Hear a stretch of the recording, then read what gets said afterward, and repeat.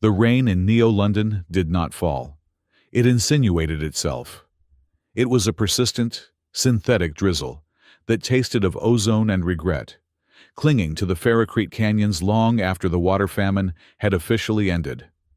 Earth had survived, barely, and remade itself as the galaxy's premier cultural exporter, and, less officially, its most reliable black market for restricted technology.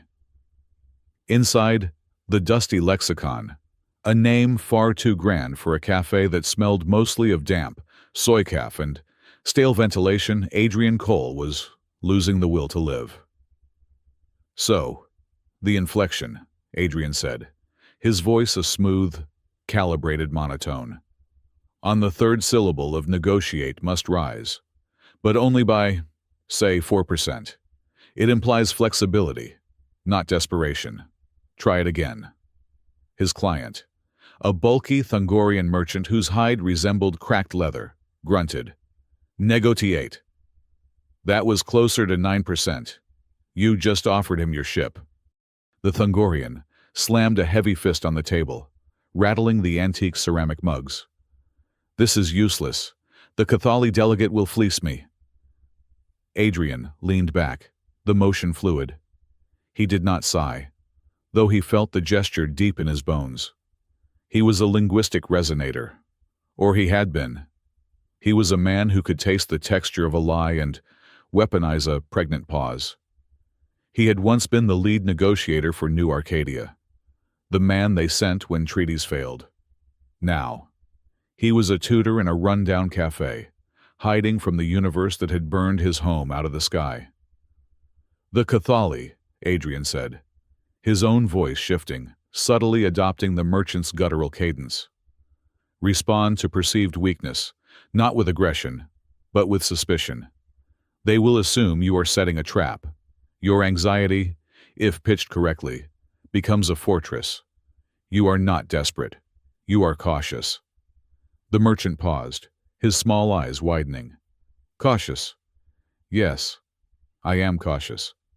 "You are worried they are not taking the cargo's instability seriously. You are protecting them from their own haste. Try the word again. From that place. Negotiate." The word was firm, grounded, confidence. Adrian nodded, taking a sip of the bitter calf. "That will do." He was collecting his payment, a few standardized credits, transferred to an anonymous chip, when the light in the cafe changed. It was not the flicker of the faulty neon sign outside. It was a fundamental shift in the quality of the illumination, as if the gray afternoon had suddenly been replaced by the clear, sharp light of a dawn that did not belong to Earth. The half-dozen patrons in the lexicon froze, their spoons halfway to their mouths. The rain outside seemed to hang. In the center of the room, where there had been only a worn rug, the air coalesced, light bent, thickened, and then resolved into a figure. She was tall, impossibly slender, and wore no armor. Yet the simple shift of dark blue fabric she wore seemed to ripple with the authority of a fleet. Her features were humanoid, but refined to a painful degree of perfection.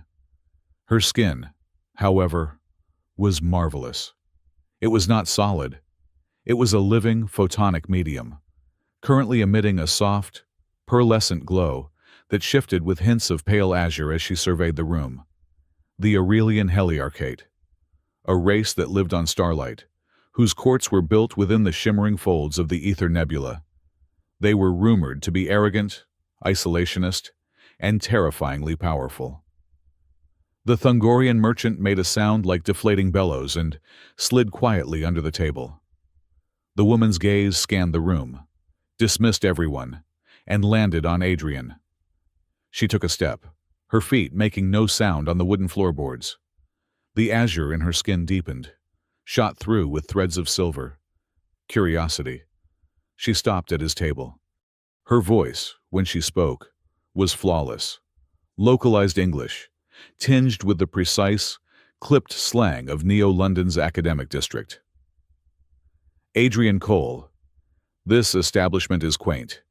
The air is 97% nitrogen and oxygen, with trace pollutants. nostalgic. I need to hire you. Adrian did not move. He kept his hands around his mug, his expression carefully neutral. His heart, however, had begun a low, painful drumming against his ribs. This was the one thing he could not prepare for: high-level contact. I'm a grammar tutor, he said, his voice flat. My rates are posted. I don't do house calls. A flicker of something like amusement, a warm, golden light danced across her cheekbones. Your rates are irrelevant, and your cover is inefficient. You are Adrian Cole, formerly of the new Arcadia Diplomatic Corps, the Resonator. You've been hiding here for 8 years. The name of his home hit him like a physical blow. 8 years since the mirror scorch. 8 years after he saw the skies of New Arcadia ignite. The orbital mirrors turned inward by a signal none could trace, incinerating the continent in 12 minutes.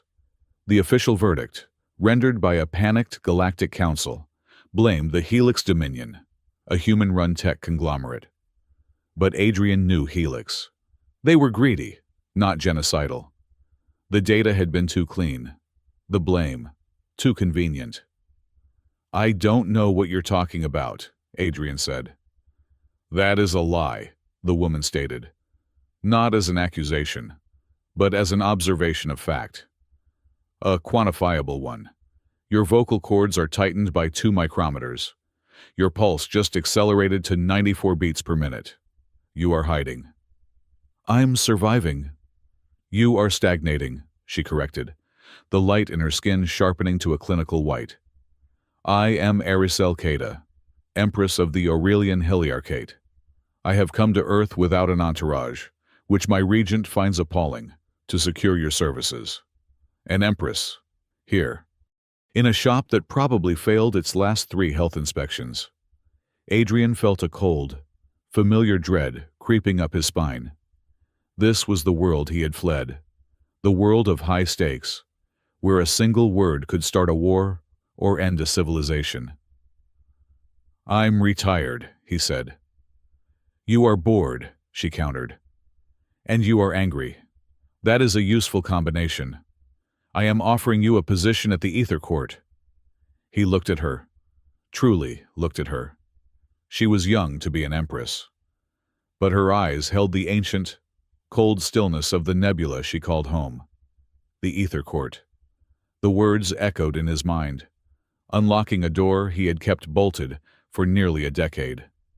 The Aurelian Heliarchate maintained the Ether Council, and the Ether Council maintained the most secure data archive in the known galaxy. An archive that held the sealed communications logs of every major power, including the Helix Dominion from the week of the Mirror Scorch.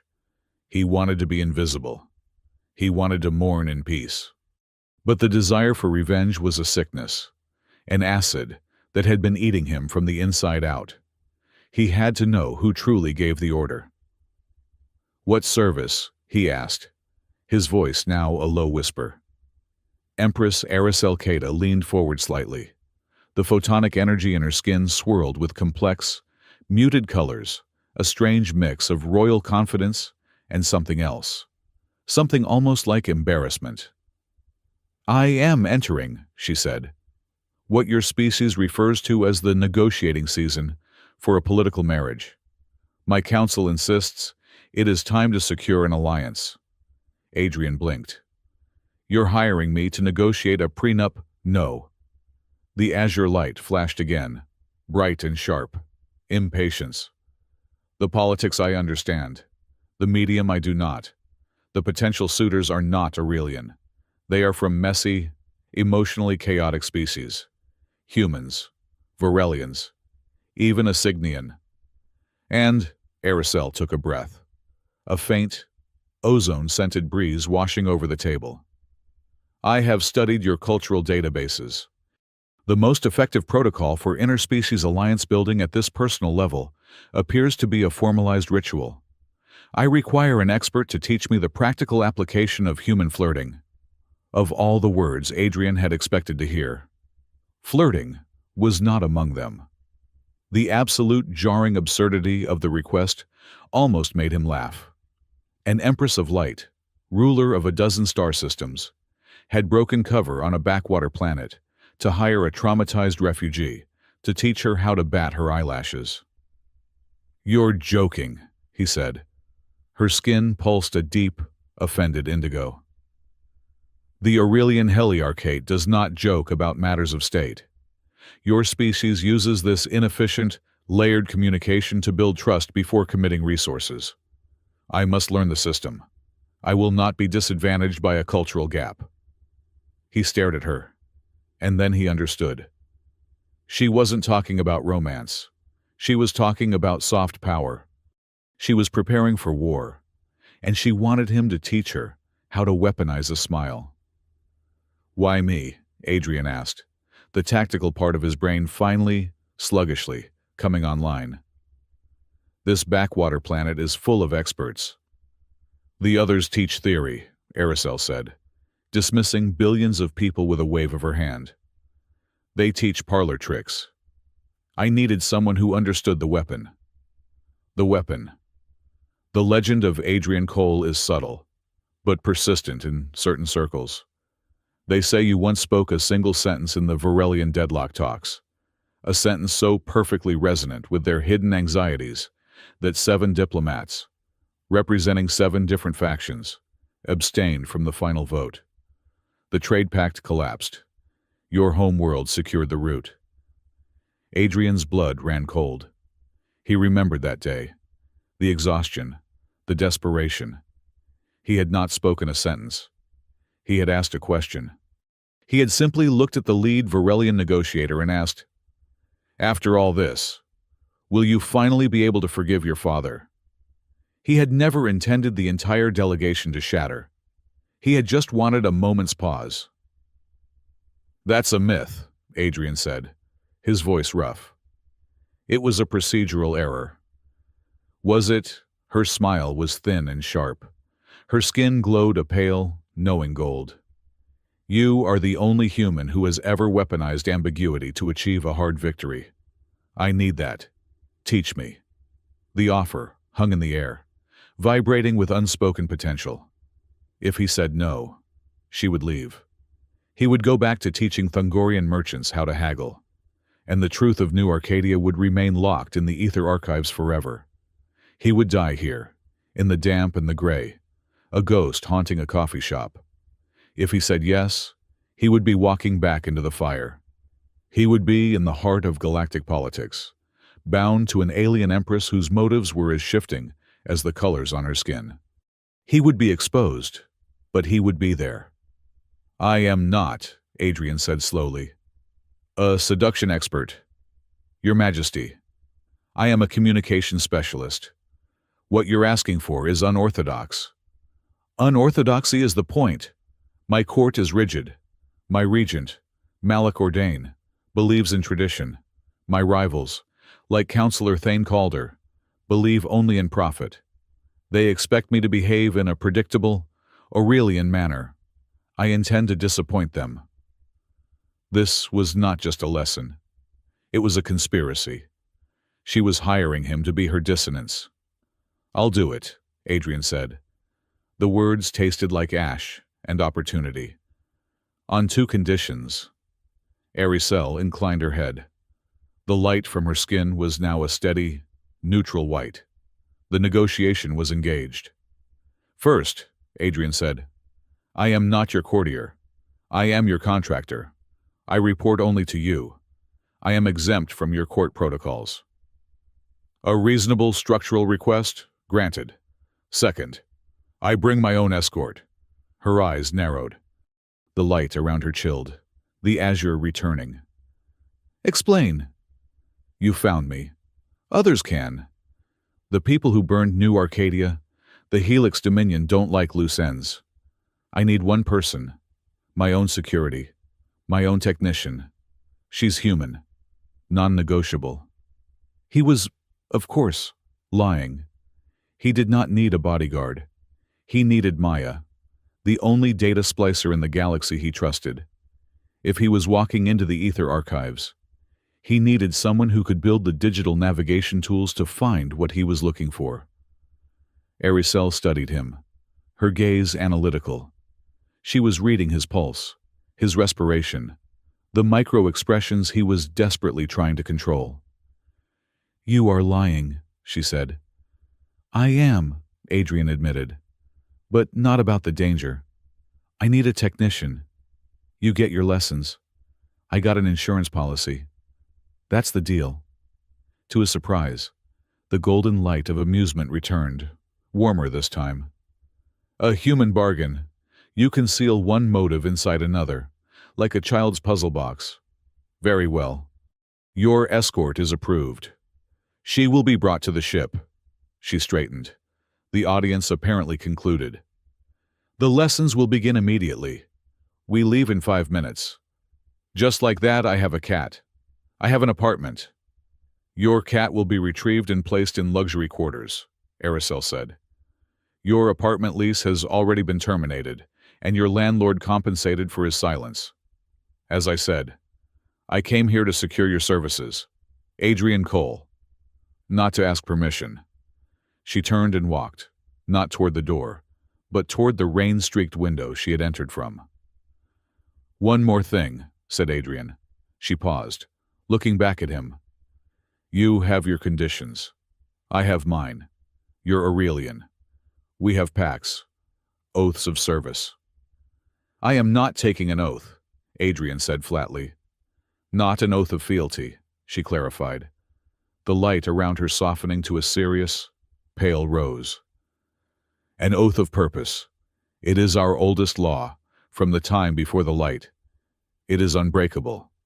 Which is, her voice dropped, losing its sharp academic edge, becoming something richer, older. "The Aurelian Honor Pact. It is very simple. A teacher of seduction must be absolutely honest about his own heart." Adrian froze. It was a trap, a psychological vice. He could not teach her the subtleties of human connection, of vulnerability, of trust, while simultaneously nursing a black, secret core of vengeance.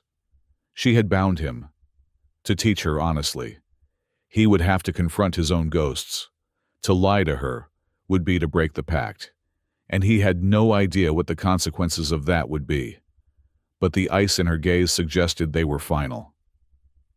"I see," he said, his voice tighter than he intended. "Yes," she said.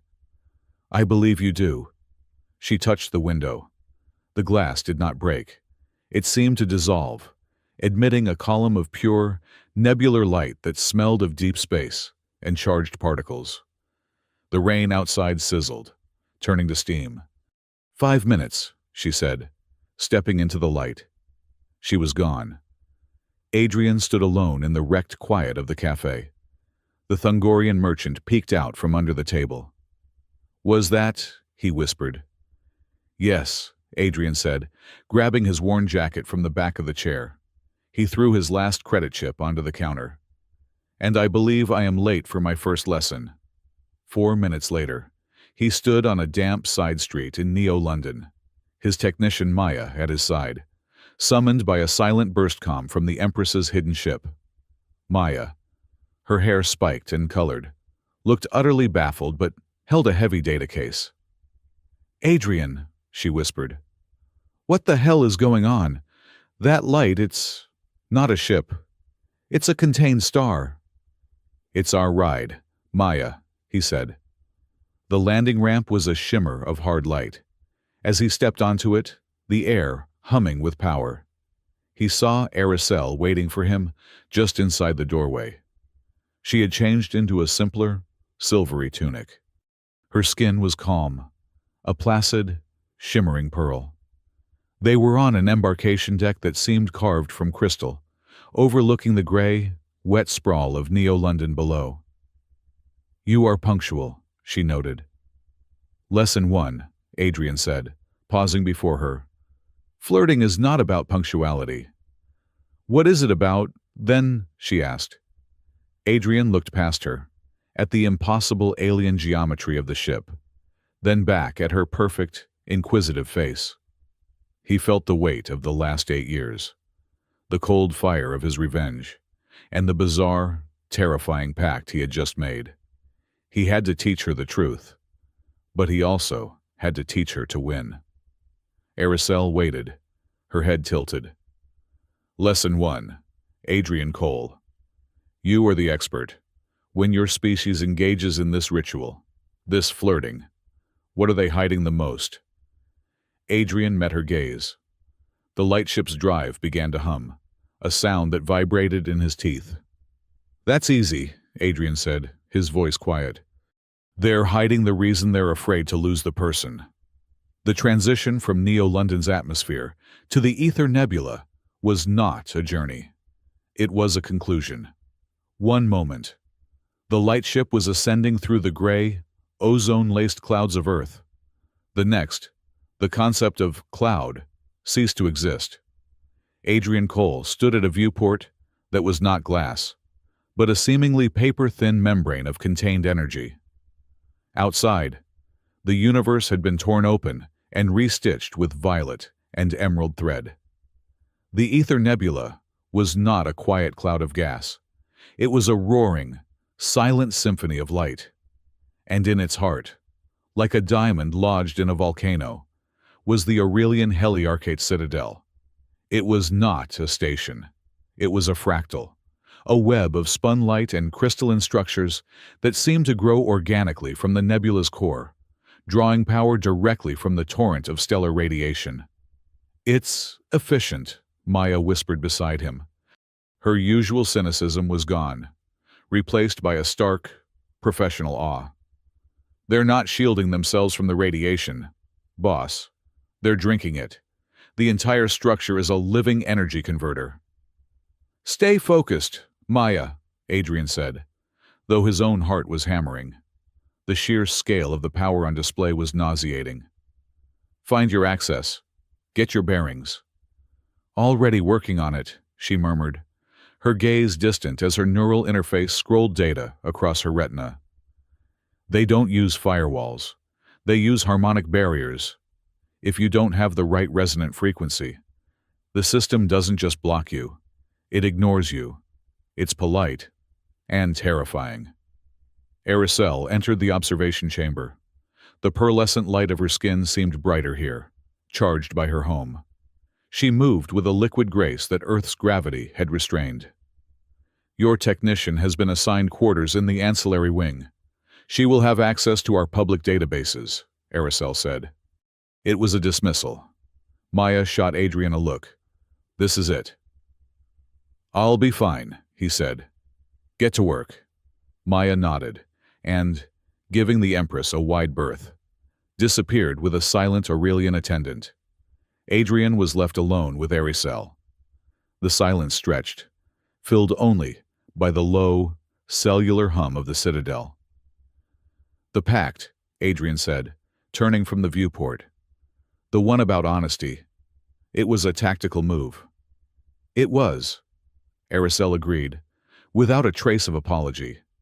Her skin held a steady, pale blue. You were a flight risk.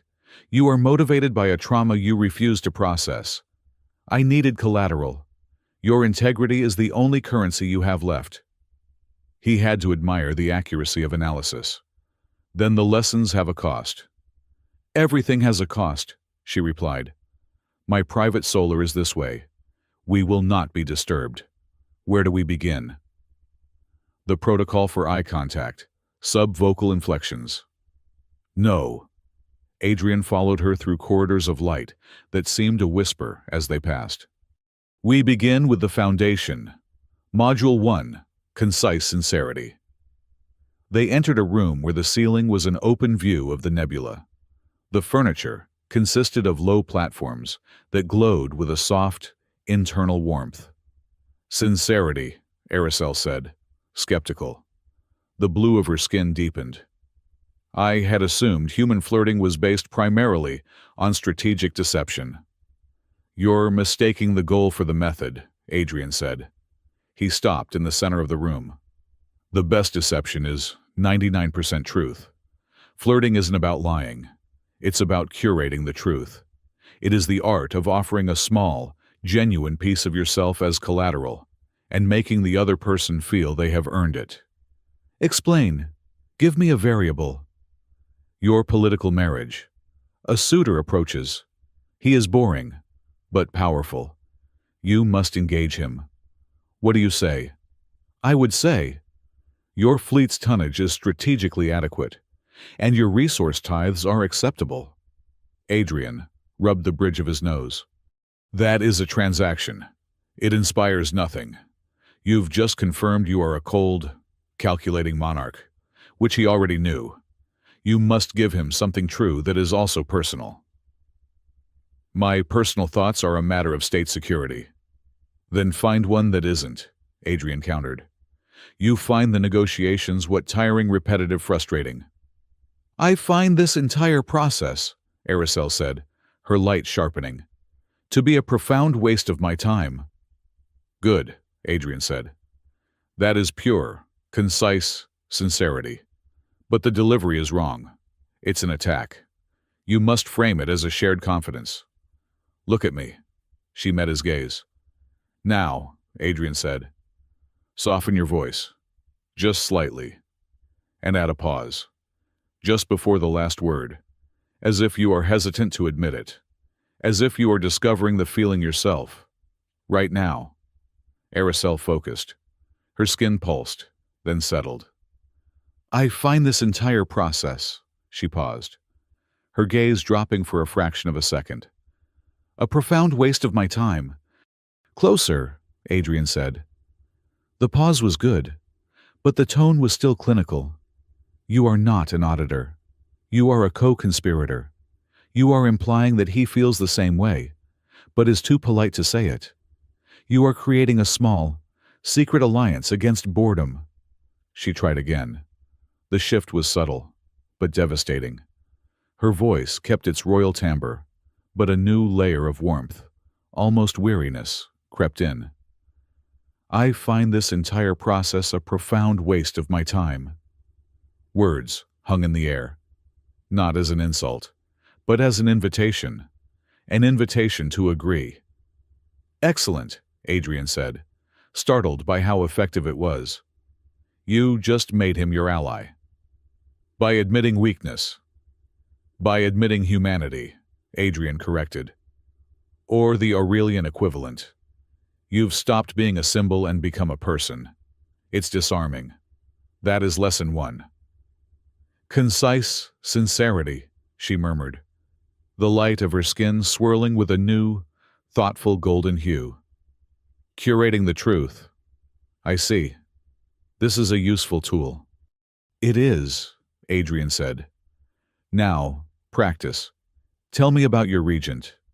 Aracel's light immediately chilled to a flat, opaque white. Regent Malak Ordain is the most loyal servant of the Heliarchate. A beautiful lie, Adrian said. Try again. Concise sincerity. She looked away, toward the nebula.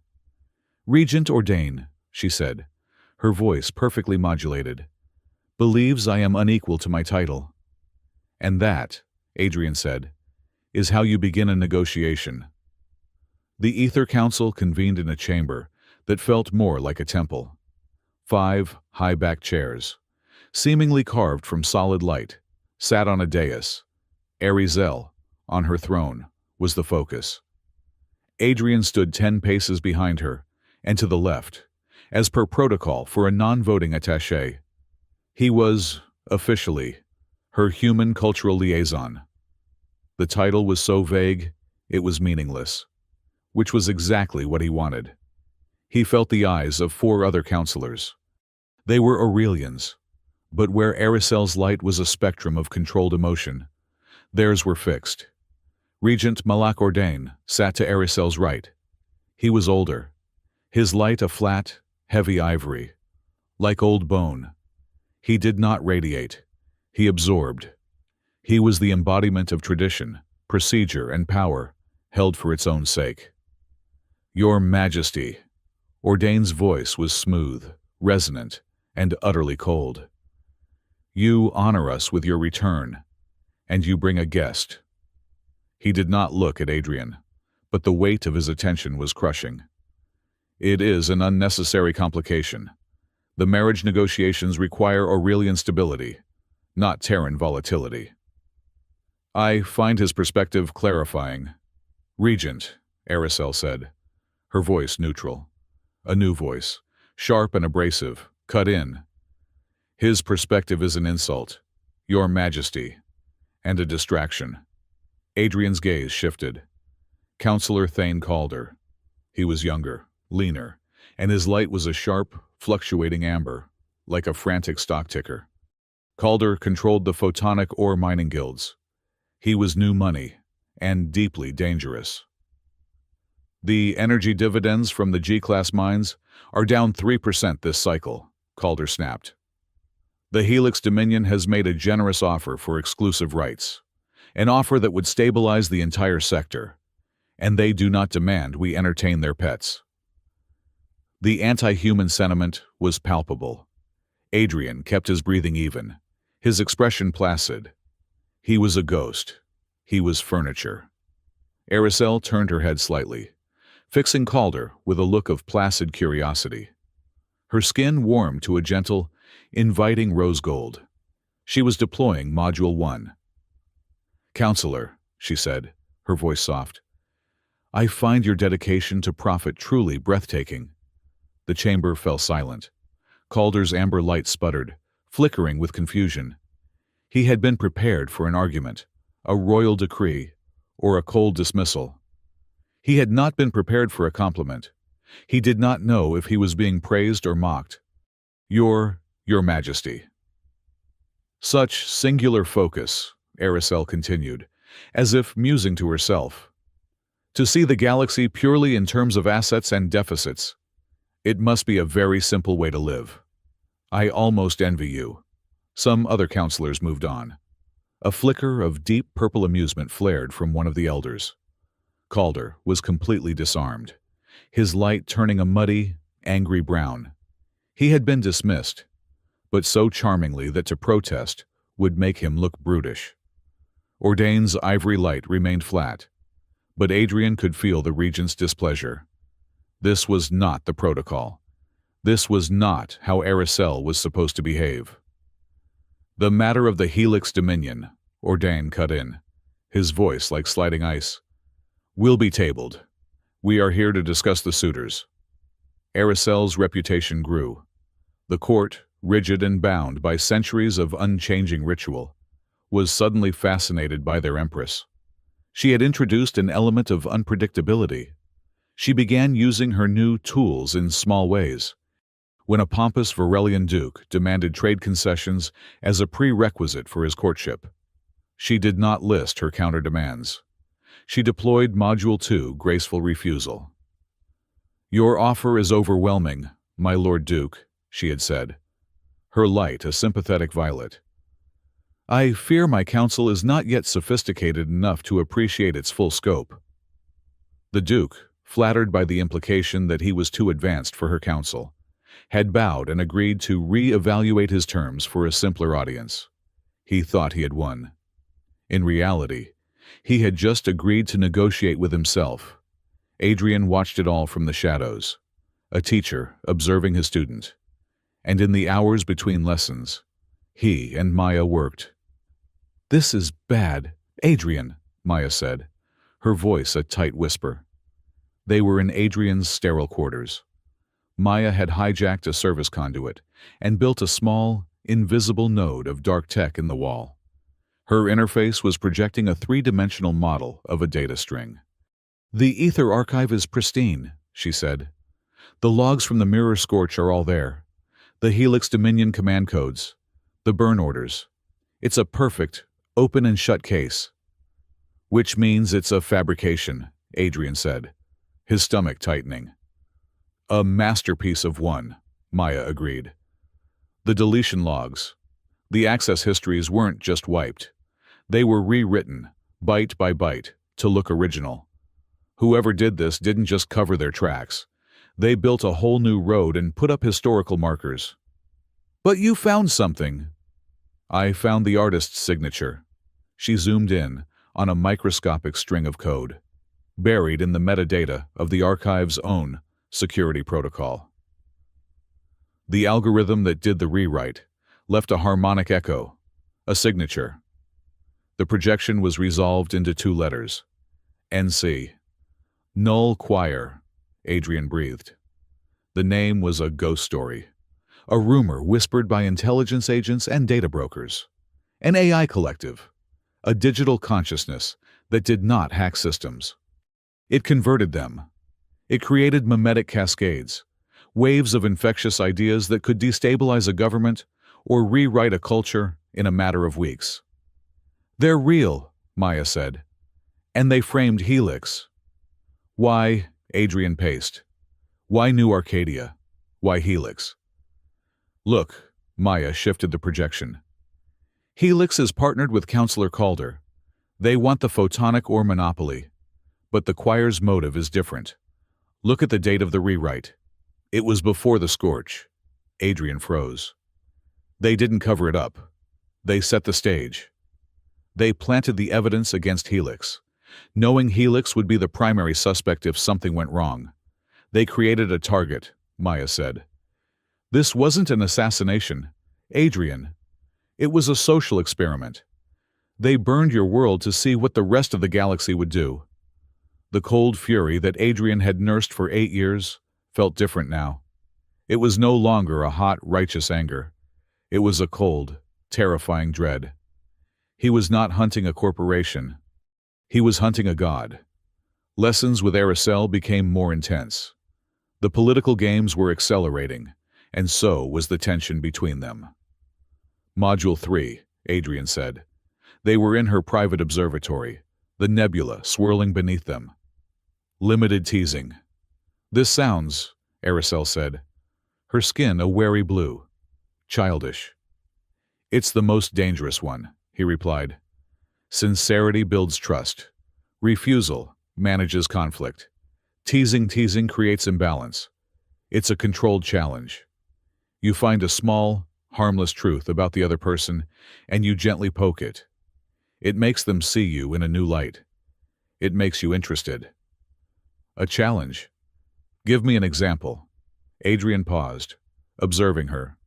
She was, as always, composed. Her light was a steady, placid pearl. Very well. I might say, for an Empress who commands an entire nebula, you are surprisingly hesitant to use the color green. Arazel's light instantly flashed a vivid, startled emerald. She looked flustered. I am not. You are now, Adrian said, a small smile playing on his lips. You just proved my point. I challenged your control. You reacted. You became a person. Not just a queen. You are now exposed. She stared at him, the emerald light slowly receding, replaced by a calculating gold. I see. It's a way of saying I am paying attention to you, Adrian explained. But it must be harmless. You challenge their habits, not their honor. I understand. She was quiet for a moment. Then I might say, for a man who claims to be a simple tutor, you hold your hands clasped behind your back. Adrian's mask slipped. He was, in fact, standing at parade rest. His hands locked behind him, a military habit, a prisoner's stance. It is, she continued, her voice soft. The posture of a man who is constantly expecting a threat from the front, or a man who is resisting the urge to strike. He slowly unclasped his hands. The air in the room was suddenly thick, charged. The lesson had become a duel. Outline 6. Sessions become mind games. That, Adrian said, his voice quiet, is a good observation. Tell me about New Arcadia, she said, pressing the advantage. His walls slammed back into place. That is not part of the lesson, Your Majesty. Is it not? Aracel took a step closer. Her light was a complex mix of gold and blue. You said flirting is about hiding the fear of loss. You are hiding the honor pact, Adrian. You are not being honest with your own heart. I am your teacher, he said, his voice cold. I am not your suitor, and I am not your priest. The lesson is over. He turned and left the observatory, the echo of her steady, analytical gaze following him down the corridor. He was losing his distance. The counterattack came, as he knew it would. It came from Regent Ordain. Ordain did not move against Adrian directly. He was too smart for that. He moved against Aricel, using Adrian as the weapon. The rumors started in the lower courts. Whispers. That the Empress was spending too much time with the Terran. That her light was unstable after their meetings. That her new, charming diplomatic style was not Aurelian. That it was base. He is a spy, Ordain's agents whispered in the halls of light. A seducer, sent by the humans to gain influence, to pollute the Empress with his uncontained emotions. She is compromised. Ordain made his move during a formal reception for the potential suitors. The hall was filled with alien dignitaries, Varelian dukes, Signian ambassadors, and the glowering members of the Ether Council. Ordain approached Aricel, his ivory light, a mask of paternal concern. Adrian watched from the edge of the room. Your Majesty, Ordain said, his voice just loud enough for the nearby suitors and counselors to hear. I must advise caution. The liaison.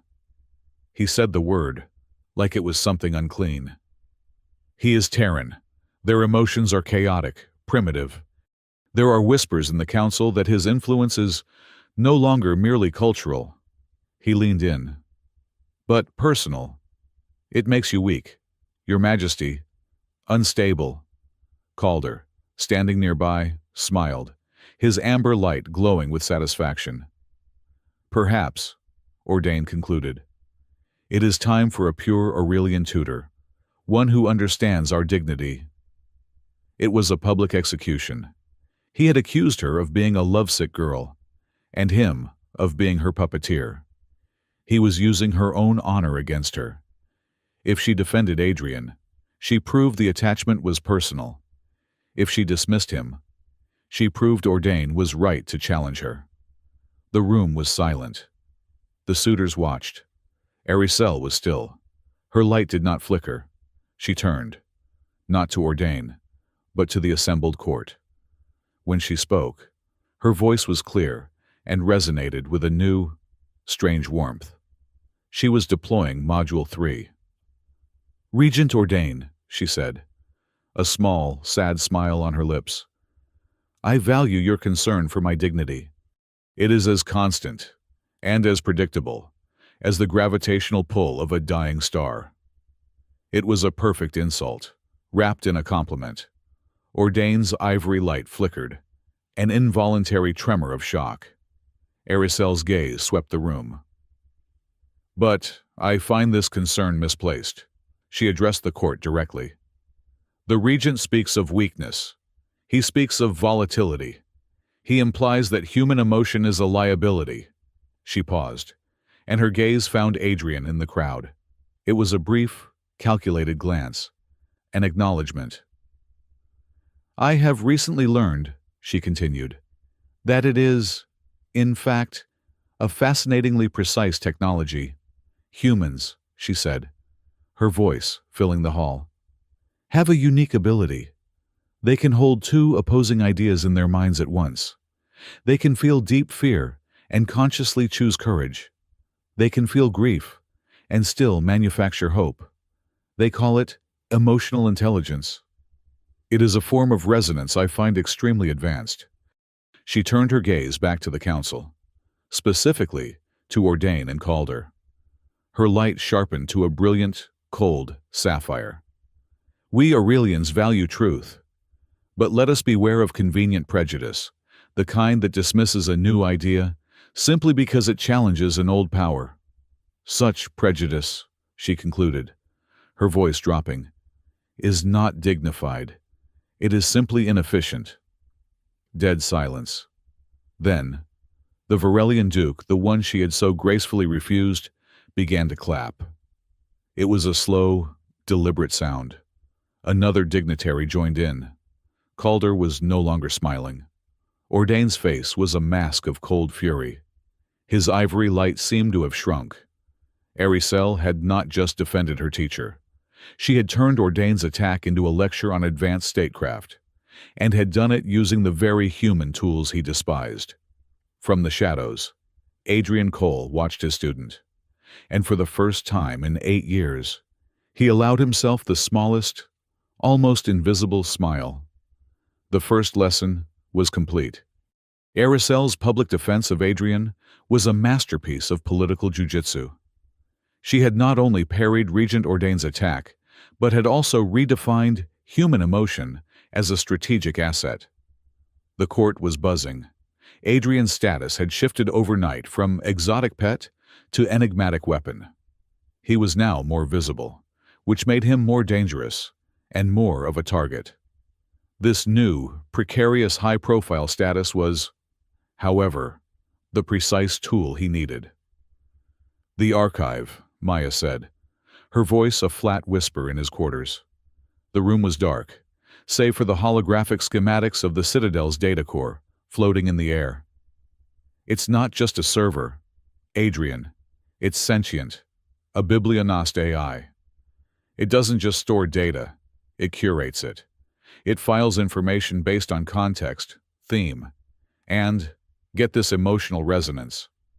So I can't just hack it," Adrian said, pacing. "Aha, you can't." "I can't," Maya corrected, tapping a console. "A brute force attack would trigger a data scrambling protocol that would last for a standard century. But you're a linguistic resonator. You're the talker. You don't have to hack it. You just have to be convinced." "Convince a multi-millennial AI to grant me clearance to its most classified files. What should I say, pretty please?" "No," Maya said, a rare, predatory grin on her face. "You're not a hacker. You're her new favorite researcher. Arizel just told the entire court that you are an expert in emotional intelligence. The bibliognost will have logged that. You're going to walk in there and tell it you're here to study the single most potent emotional event in its recent memory." Adrian stopped pacing. "The mirror scorch." "Bingo. You're not an investigator. You're an emotional historian, a grief scholar. You want to study the mimetic fallout, the resonance of communal trauma. Use your 50 credit words, boss. You're going to use your lesson plan on the AI." The archive chamber was a cavern of living crystals. There was no terminal, no interface. There was only a vast, silent space where the light of the nebula was focused into a single, blindingly white column in the center of the room. As Adrian entered, the light pulsed, and a voice like the chiming of 1,000 ice crystals filled his mind. "Unauthorized access. State your purpose." Adrian closed his eyes, centering himself. He was not a grieving son of New Arcadia. He was not a spy. He was Dr. Adrian Cole, a compassionate academic. He projected calm, intellectual curiosity, and deep, deep sadness. "My name is Adrian Cole," he said, his voice resonating with a carefully pitched frequency of academic sympathy. "I am a xenopsychologist, specializing in mimetic trauma. I am here with the permission of Empress Aricel to study the emotional architecture of the archive itself." The white light in the column shifted, warming to a pale, inquisitive blue. "A study. This is irregular. My purpose is preservation, not analysis." "And you have preserved it perfectly," Adrian said, his voice full of warmth. He took a step closer. "But data is not just fact, great bibliognost. It is the echo of a feeling. I am here to study the shape of the echo left by the New Arcadia tragedy. The grief resonates. The Helix Dominion's signature of guilt." He was using Module 1 concise sincerity, or a curated version. The light flickered. Guilt. Yes. The Helix file is heavy. It resonates at a very high frequency of deceit. Adrian's heart leaped. It feels like a lie. Exactly, he said, pressing. My research is based on the theory that a lie of that magnitude, a corporate entity covering genocide, leaves a specific, corrosive shadow on the data surrounding it. I am here to analyze that shadow, to understand how the galaxy processes such a profound betrayal. The AI was silent for a long moment. The light swirled, blue and a questioning gold. It was thinking. Ares Al-Qaeda has classified you as human emotional liaison. Your stated purpose aligns with your designation. Your request is unorthodox but logical. I will grant access to the relevant cluster, Lot 9A, the new Arcadia file. A section of the crystal wall dissolved, revealing a small, glowing alcove. You may observe. Dr. Cole. The AI chimed, a new hint of academic collaboration in its tone. Do not disturb the artifacts. The resonance is very delicate. I will be like a ghost, Adrian promised. He stepped inside. The alcove sealed behind him. Maya's voice immediately clicked in his ear. Holy hell, boss, you made it. I'm in. The AI has partitioned you. I'm writing your data wake. I'm seeing what you're seeing, okay. Wow. This is the fabricated file.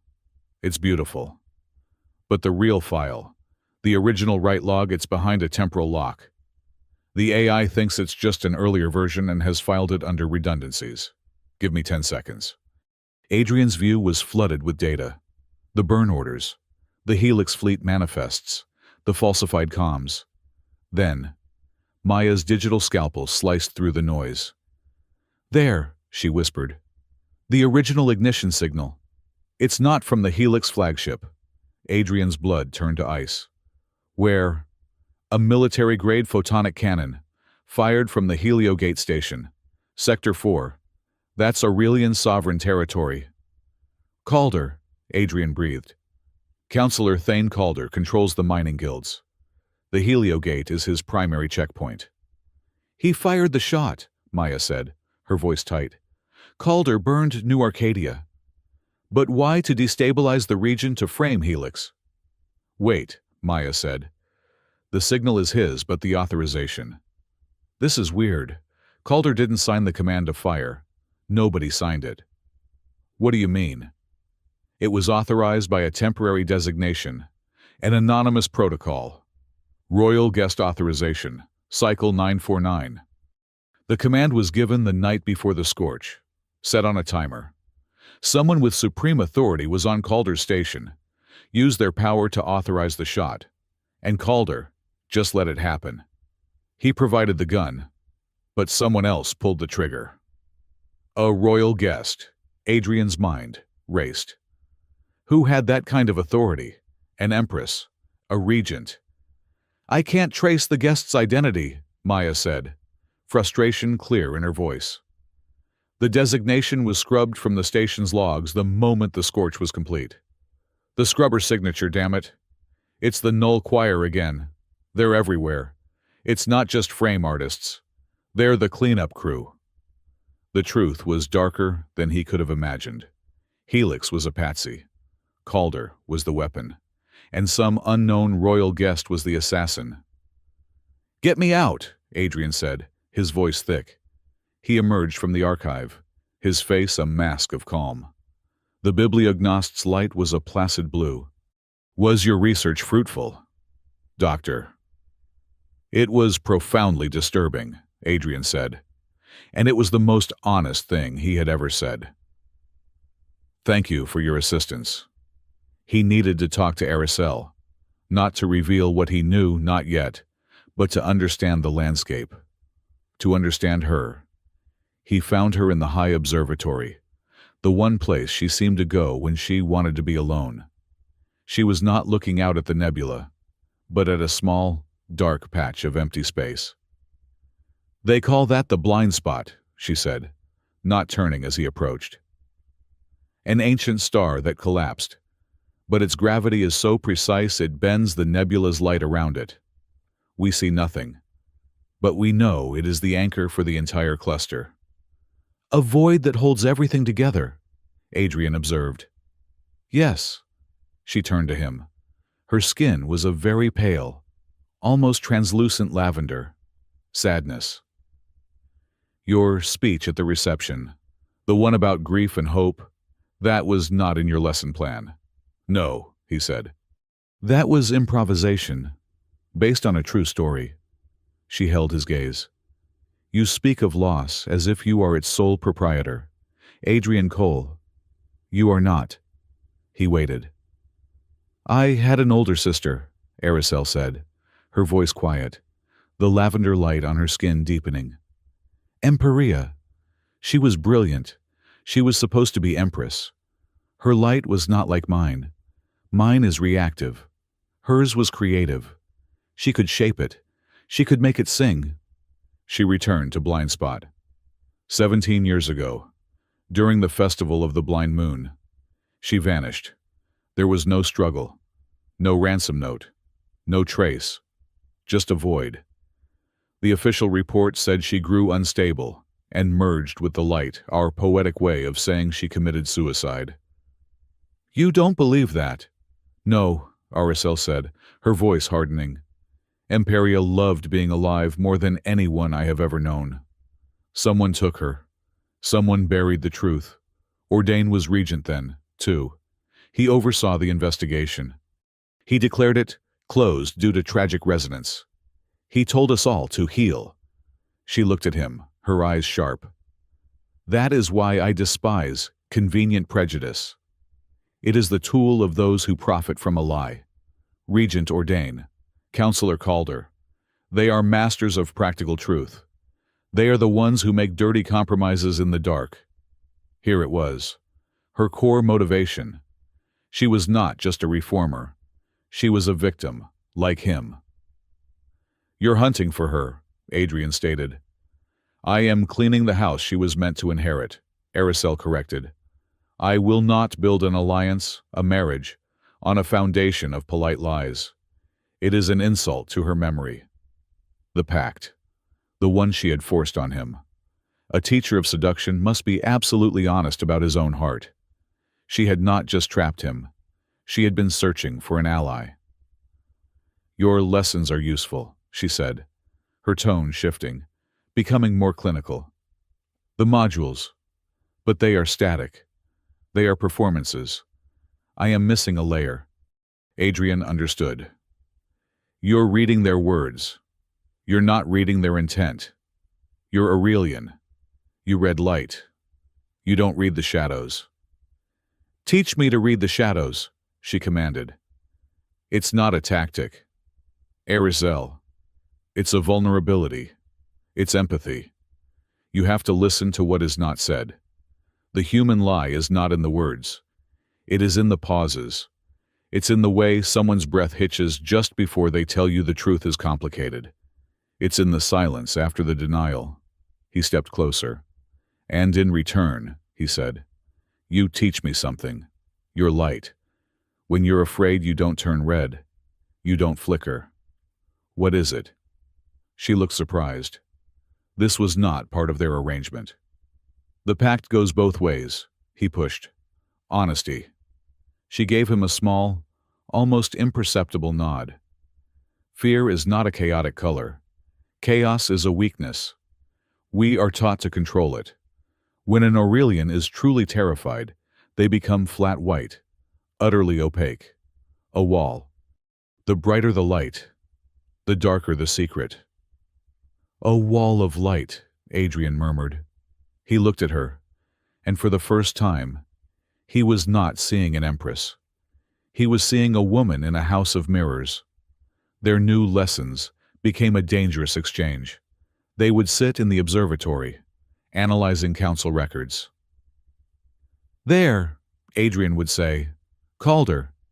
He just offered to guarantee the safety of the mining routes. But listen to the pause before guarantee. He's not offering protection. He's offering a threat. And Ordain, Araceli would counter, her gaze fixed on the regent's image. When he was accused of slowing the investigation, his light did not change. It solidified. A flat, perfect ivory. He was not insulted. He was terrified. He is hiding something far worse than incompetence. They were mapping the conspiracy, one shared secret at a time. The political situation, however, would not wait for their analysis. The Helix Dominion, sensing its position with Calder, was weakening under Aricel's new influence, made a bold, public move. They sent their CEO. Craddock Thorne was everything Adrian despised. He was human, but he had the polished, predatory calm of a machine. He arrived at the Citadel, not as a suspect, but as a potential savior. He requested a full audience with the Ether Council to make amends. The Great Hall was packed. Holocams broadcast the event to the entire sector. Thorne, dressed in a simple, impeccably tailored black suit, stood in the center of the chamber. He was calm, reasonable, and exuded a powerful corporate charisma. "Members of the Council, Your Majesty," Thorne began, his voice a smooth baritone. "For 8 years, the Helix Dominion has been synonymous with the tragedy of New Arcadia. We have denied our involvement. We have been branded liars and murderers. And for 8 years, we have searched for the true culprits." He was good. He was shifting the narrative from defendant to fellow victim. "We have not found them," Thorne continued. "And we believe we were not meant to. We were, in fact, the perfect scapegoat. But that does not absolve us of our proximity to crime. Our systems were compromised. Our reputation was used to shield the real monster.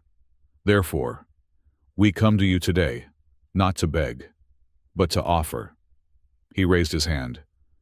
"To the people of the Heliarchate, we offer a new, exclusive trade alliance. To the survivors of New Arcadia." He nodded respectfully toward Adrian, who stood in his usual place behind Aricel.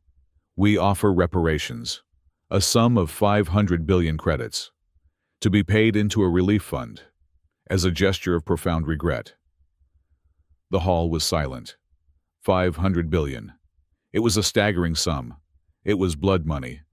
All of Adrian's control, all his discipline, all his carefully constructed walls of resonance and calm, shattered.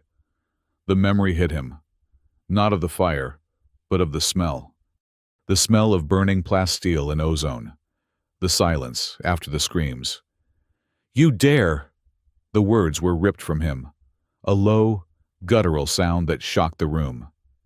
Thorne looked at him, his expression one of perfect, practiced sympathy.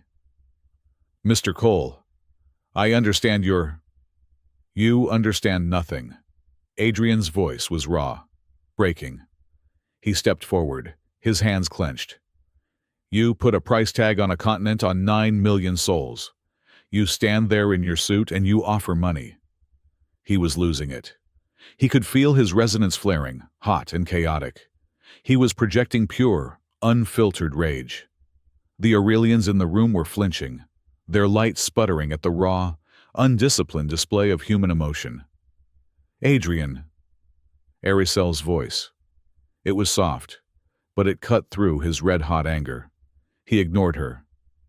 "You think you can buy your way out of genocide," he snarled at Thorne. "Mr. Cole, you are overwrought." Thorne was placid. He was winning. Adrian was proving Ordain's point. He was chaotic, unstable. "Adrian," Aricel said again. She had moved, and was standing not beside him, but slightly in front of him, a shield. She did not look at Adrian. She looked directly at Craddock Thorne. Her skin was not angry. It was a warm, sympathetic, almost playful rose gold. She was deploying Module 3. She was teasing him. "Mr. Thorne," she said, her voice lilting, as if she was sharing a delightful secret. "That is an impressive sum of money, truly, a king's ransom." Thorne, thrown by the sudden change in tactic, could only nod. "We are serious in our offer, Your Majesty." "Oh, I can see that." Aricel's smile was brilliant. She approached the CEO. "But you must not use all that money to try and buy back my teacher's heart." She paused. just as Adrian had taught her. The whole galaxy was listening. After all, she finished, her voice dropping to a conspiratorial whisper, you are not nearly wealthy enough to purchase a memory. It was a kill shot. The hall erupted, not in shouts, but in a massive, collective gasp. The holonet feeds exploded. She had not defended Adrian. She had not attacked Thorn. She had, in one perfect, flirtatious sentence, validated Adrian's grief, dismissed Thorn's money, and defined the entire conflict not as one of politics, but of profound, human value. She had made Thorn look small. Thorn's corporate mask cracked. For a second, his eye twitched. He had been utterly, gracefully, and publicly destroyed. From the corner, Regent Ordain's ivory light was no longer flat. It was pulsing with a cold, slow fury. The Null Choir did not wait. The mimetic cascade began within an hour. It was not a command. It was a whisper, carried on the Citadel's public data streams, in the comms, in the atmospheric monitors. Humans bring chaos. Emotion is a plague. Did you see the Terran? He screamed. He is an animal. The Empress is infected. The Aurelian light is pure. Keep it pure. It was a virus of thought. Within 12 hours, the Citadel was on edge. Aurelians, who had once nodded to Adrian, now turned away. Their light, a cold, uniform blue of distrust. Fights broke out in the lower wards between human technicians and Aurelian dockworkers. Adrian was walking with a security escort back to his quarters when the riot spilled into the main concourse. It was a mob Aurelians, their light a frantic, angry red, fueled by the mimetic whisper. They were chanting, "Purity, purity."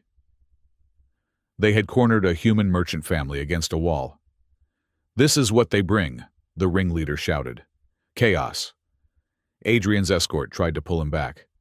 "Sir, we must go." But Adrian saw something else. Across the concourse, a small transport cart had been overturned. Hiding behind it were 3 Aurelian children, Ban Non, as the outline had called them. They were young, their light barely formed, flickering with terror like faulty bulbs. The mob, in its blind rage, was surging toward them. "Get the family!" "I'll get the children," Adrian ordered. "Sir, that is not go." Adrian resonated. He did not shout.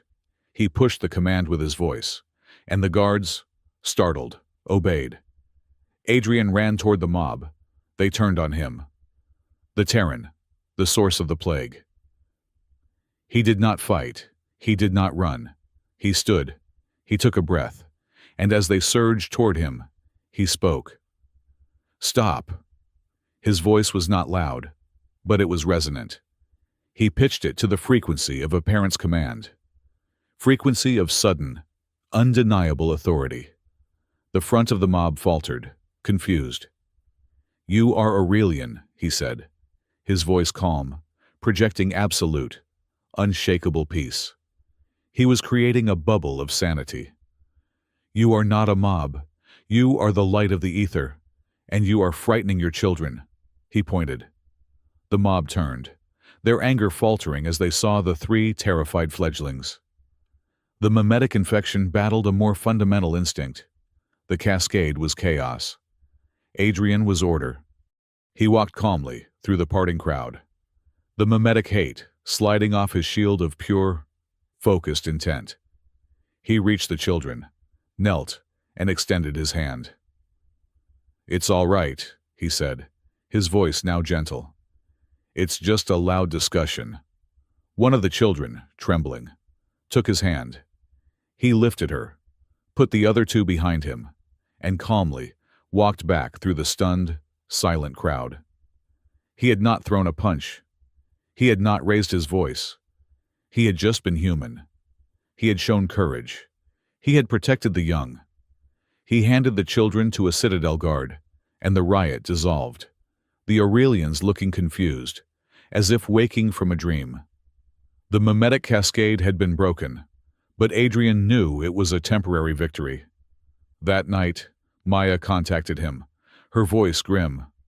"Boss, that riot wasn't random. It was a distraction. While the Citadel's security was focused on the cascade, the Null Choir performed a deep archive search. For what? They were tracing the royal guest signature, same as us. Did they find it? No. They hit a wall. But they left an echo, a search query, and I was able to follow it. Where, Maya? Where does it lead? It's a place, a physical location, an old, pre-Citadel data vault. It's called the Crystal Obscura. The Obscura is a backup, a physical record of all pre-digital packs and authorizations. The royal guest signature must be stored there, physically. Adrian felt a cold dread. Where is it? Deep in the uninhabited sector. But Adrian has access codes for Obscura. There are only 2 active signatures in the entire Citadel that can open it. Aricel, Adrian said. And Regent Malak Ordain, Maya finished. Whoever this royal guest was, they had the Regent's power. And Ordain is either the assassin or he's the one covering it up.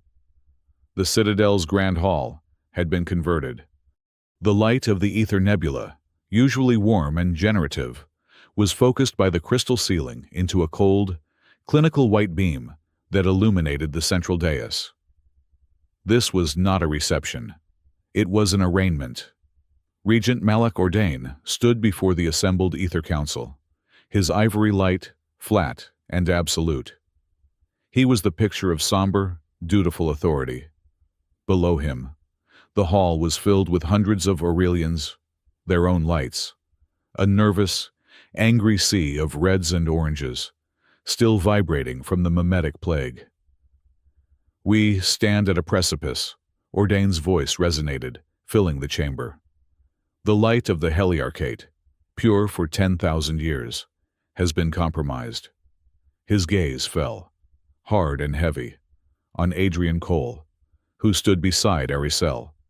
He was flanked by 2 Imperial guards, less for his protection, he suspected, than to prevent his escape.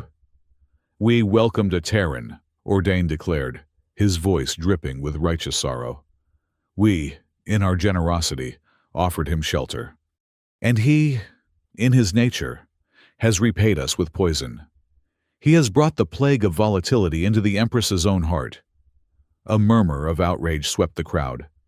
Aricel, on her throne, was dangerously still. Her light was a placid, controlled sapphire. You will state your accusation plainly, Regent, she commanded, her voice cutting through the noise. Very well, Ordain signaled. I accuse the human, Adrian Cole, of willful mimetic corruption. I accuse him of using base, chaotic, human sensuality to influence the imperial resonance of our Empress. The accusation hung in the air, grotesque and brilliant. He had weaponized their own cultural purity. He had taken Adrian's lessons and Aricel's new tactics and painted them as a sexual, emotional coup. He has taught her to challenge, Ordain thundered. He has taught her to be unbalanced. He has taught her to deceive with false emotion. He is a spy, sent by a chaotic species to destabilize our throne and seize control. This is absurd, Aricel began, rising. Is it? Ordain snapped, interrupting his Empress. It was a shocking breach of protocol. Let us hear from Councillor Rian, who observed one of these lessons. A nervous, reedy Aurelian stepped forward, his light a flickering, terrified yellow. I saw it, Your Majesty. I saw him teach her to taunt. He made her light turn colors, unseemly colors. He encouraged her to enjoy the imbalance. He was describing Module 3 limited teasing. But in this context, it sounded like a demonic possession. He is an animal, Ordain said, his voice dropping to a damning whisper. One who almost destroyed our citadel with his raw, uncontrolled rage. We all saw it. He brought the riot. He is the source of the cascade. The crowd surged, their unified anger solidifying. "Purge the Terran!" a voice screamed. "Purity, purity!" Aricel looked at Adrian. Her light was sapphire, but he could see, just at the edges, the faintest tightening into flat, opaque white. She was afraid, not for herself, for him. She opened her mouth to speak, to issue a royal decree and shatter the proceeding. "No," Adrian said. His voice was quiet, but she heard him. He stepped forward, past her, past the guards. He walked onto the central dais, into the cold, white beam of accusatory light. He was unarmed. He was alone. And for the first time since New Arcadia burned, he was done hiding. He stood before Ordain and the council, and he changed. It was not a physical transformation. It was a shift in presence. He let his shoulders drop from their guarded, military stiffness. He unclasped his hands. He took one, deep, perfectly measured breath. The frenetic energy of the room seemed to pause, to bend around this new, sudden stillness.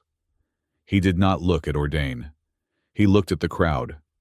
When he spoke, his voice was not loud. It was not angry. It was not defensive. It was resonant. He pitched it low, to the frequency of calm, of reason. "You are afraid," he said. The shouting stopped, confused by the lack of resistance. "You feel contaminated, violated, by a whisper you cannot see, by an emotion you cannot control, and you are right to be afraid." He was validating them. He was resonating with their fear, not against it. The angry red lights in the hall softened to a wary, listening purple. He turned his gaze to Counselor Rian, the witness. "Counselor," he said, and his voice was so full of sympathy that the man flinched. "You saw the Empress change, and it frightened you, because it was new." "It was improper," Ryan stammered. "Was it?" Adrian took a step. "Or was it honest? You have lived your entire life in a court of perfect, placid control. And for one moment, you saw someone be genuine. You saw her light speak, and it terrified you." "Lies," Ryan said. But his light was a muddy, uncertain brown. "Regent Ordain," Adrian continued, his voice a blade wrapped in silk, "tells you that I am the source of the chaos. He tells you to fear my sensuality." He let the word hang in the air, infusing it with so much absurdity that a few courtiers in the front row actually looked embarrassed. "But the regent," Adrian said, his voice hardening, his rhythm picking up, "is an expert in fear. He needs you to be afraid. He needs you to fear chaos, so that you will cling to his order. He needs you to fear the new, so that you will never question the old." He was conducting them. He was the maestro of the mob. He was taking their fear, and, with his resonance, slowly, surgically, he was turning it into suspicion. "But I ask you," he said, his voice rising, "what is he so afraid of?" "That is enough," Ordain roared, his ivory light pulsing. "You will not." "I will," Adrian's voice cracked like a whip, sharp and sudden, breaking Ordain's rhythm. "I am not the one on trial here. He is." He raised his hand. "Maya. Now." On the great holoscreen behind the council, the screen that usually showed stellar maps, a new image appeared. It was a data string, a command line.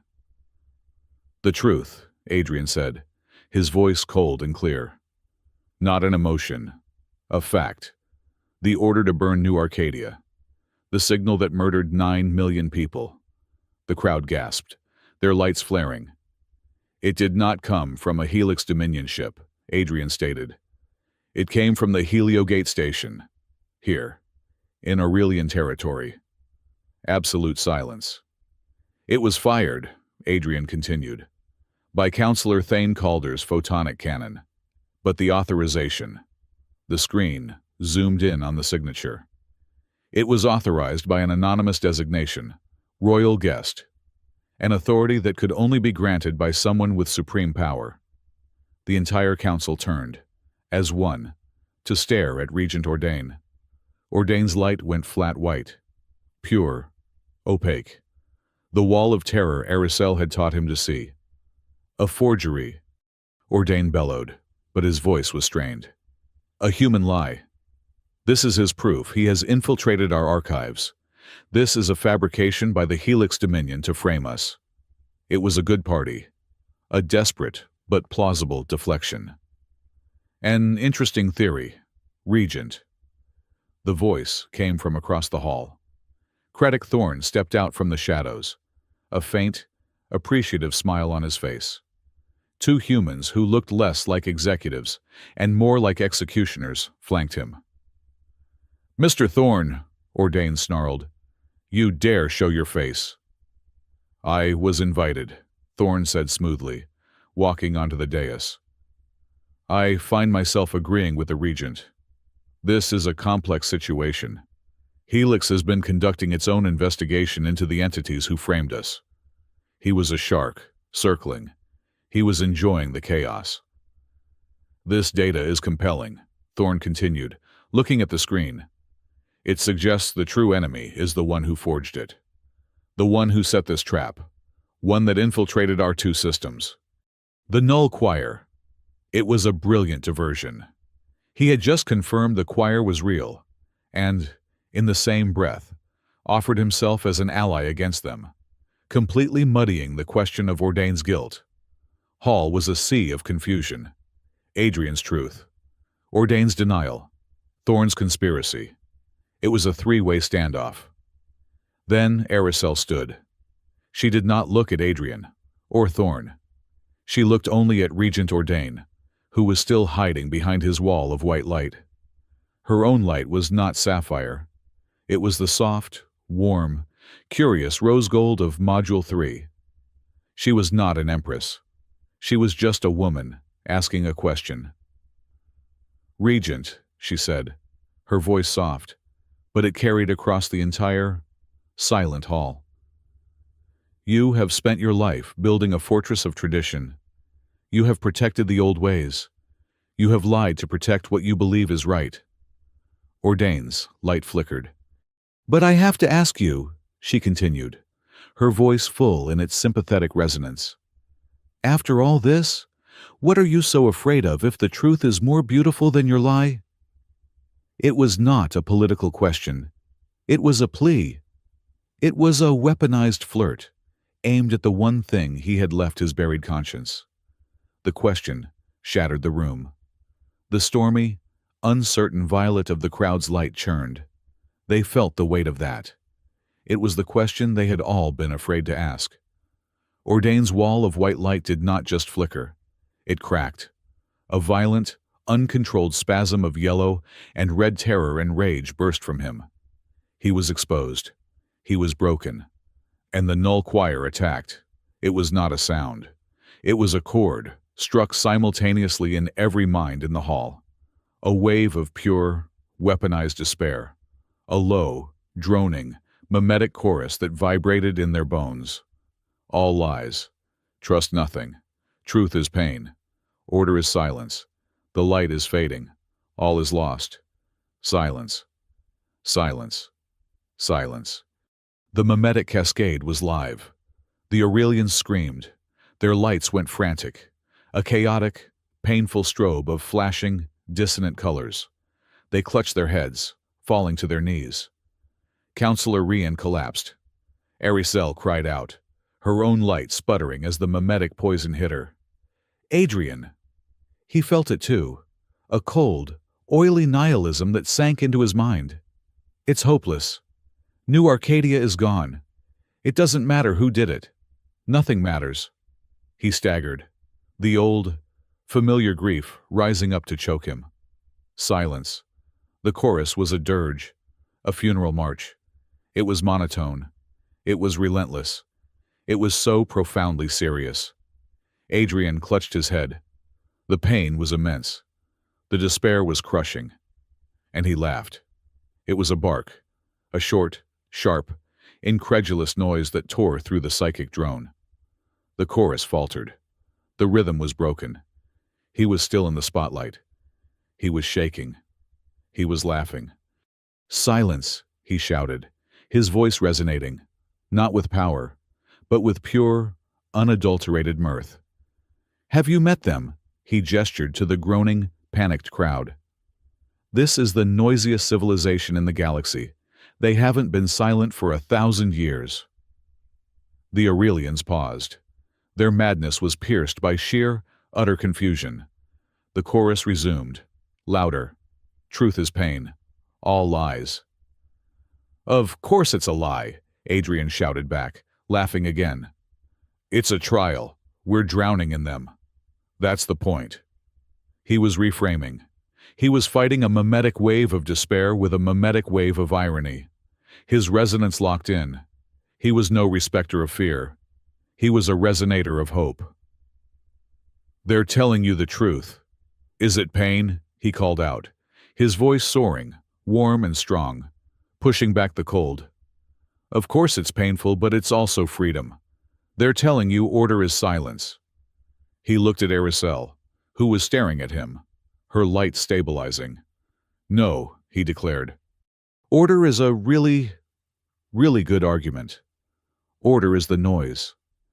It's the sound of us finding our way back to each other in the dark." He had given them a new story, a better one. The dark, nihilistic chord shattered like glass. The crowd took a collective, shuddering breath. The mimetic attack was over. "Boss," Maya's voice, frantic in his ear. The attack. The energy surge from the choir left a scar on the archive. It just revealed the layering on the Heliogate signature. The royal guest signature was overlaid on something else, a base layer. "Show me," Adrian breathed. On the screen, the signature flickered. The royal guest authorization peeled back, revealing the signature underneath. "The base layer," Adrian said, his voice deadly quiet. "It's Regent Malik Ordain's." It was his command. The crowd stared. Ordain's signature. "But," Maya's voice was confused. "The royal guest signature is still there. It wasn't a forgery. It was an amplifier." A second layer, laid on top of Ordain's, magnified the signal's authority and hid his. Two people signed that order. The final veil. Ordain was the trigger, but he had a partner, a royal guest who was still hidden. Ordain knew he was finished. "Guards," he bellowed. "Seize the Terran, he has corrupted the archives." His personal guard, a dozen ivory-clad loyalists, drew their photonic lances. They moved on Adrian. Aricel's Imperial Guard moved to intercept. "Defend the Empress," simultaneously. Craddock Thorne sighed, a sound of profound annoyance. "This has become deeply unprofitable." He tapped his comm. "Helix personnel, contain the situation. Secure the Regent." The two men who had been his executives threw off their cloaks, revealing military-grade body armor. From the crowd, another 6 Helix agents materialized, drawing pulsed plasma sidearms. The Grand Hall erupted into a three-way war. Ordain's guards versus Aricel's guards versus Thorne's corporate mercenaries. Aracel did not hide. She moved. She was no brawler. She was a dancer. Her light flared to a brilliant, blinding white. She spun, a burst of hard light erupting from her hand, forming a temporary solid shield that deflected a plasma bolt. She spun again, and a kinetic push of photonic energy sent 2 of Ordain's guards flying. She was a storm of light and grace. Adrian was not a soldier. He was a conductor. He stood near Aracel, using his resonance as a weapon of distraction. "Your flank is exposed," he shouted to an Imperial guard, who spun just in time to block a lancing strike. He locked eyes with a Helix agent who was drawing a bead on Aracel. "Your bonus isn't worth this," he resonated, pitching his voice to the frequency of pure, economic self-doubt. The agent hesitated, doubted. That 1 second pause was all Aracel's captain needed. The agent went down. "He's running!" Arazel yelled. Ordain was fighting his way to a side exit, his loyalists forming a wedge around him. Adrian and Aracel, moving as one, cut him off. He was trapped. His guards were down. It was just him. "It's over, Regent," Aracel said, her light a cold, hard sapphire. She held a blade of light in her hand. Ordain looked at her. He looked at Adrian. The white wall of white was gone. His light was a dull, defeated, dying gray. "You want the truth, little Empress?" He sneered, his voice a rasp. "The truth isn't beautiful." He threw something. Not a weapon. A small, dark, crystalline object. It skittered across the floor and stopped at Adrian's feet. "It's buried," Ordain whispered, and he slammed his fist into a panel on the wall. Aurelian Decree Sanctus. A blinding, overwhelming flash of white light erupted from the walls. A full-spectrum photonic grenade. Adrian shielded his eyes, grabbing Aracel and pulling her down. The sound was deafening. When their vision cleared, the hall was a wreck. Thorn's men were securing the remaining loyalists. Thorn himself was placidly assisting the Imperial Guard captain, already spinning his story. "A traitor," Thorn was saying. "We were happy to help flush him out." Ordain was gone. Adrian knelt, his eyes still stinging. He picked up the crystal. It was ancient, cold to the touch. Arazel came to his side, breathing hard. "What is it?" "A clue," Adrian said. "A breadcrumb." He flipped it in his hand. It wasn't a data chip. It was a key. A physical, resonant key. "He said it was buried," Aracel murmured. "He left us a map," Adrian said, recognizing the faint, archaic markings on its surface. "To the one place the Null Choir can't hack. The one place that predates the Bibliognost AI." He looked up at her. "He's telling us where to find the original pact, the one that defines the power of a royal guest, where the palace beneath the light." Adrian said, the old name coming to him from his studies. Craddock Thorn had taken control of the Grand Hall. His Helix mercenaries, moving with a chilling corporate efficiency, were disarming Ordain's captured loyalists. Thorn himself was standing beside the Imperial Guard captain, his expression one of deep, civic-minded concern. He was already spinning the narrative. "A tragic internal affair," Thorn was saying, his voice resonating with false sympathy. "Helix is simply glad we could offer stability in this moment of crisis. We have, of course, sealed the citadel. Regent Ordain will be found." Adrian and Aracel were already moving. They slipped out of the hall through a royal exit, the chaos providing the perfect cover. "The key," Aracel said, her voice tight as they entered a high-speed transport lift. "Ordain's crystal. He wanted us to find it." "He didn't want us to find it," Adrian corrected, his voice grim. "He wanted Calder to know he was going down, and he was taking him with him. It was a final, spiteful act. He was telling us where to find the proof." "The palace beneath the light," she said. She placed her hand on the lift's console. The transport did not go up, toward the light-spun towers. It plunged down, deep into the citadel's foundations. The hum of the lift changed, the photonic resonance giving way to a low, mechanical grinding. They dropped past the power cores, past the energy converters, until they reached the bedrock. The citadel, for all its ethereal beauty, was anchored to a massive, ancient asteroid. The lift doors opened.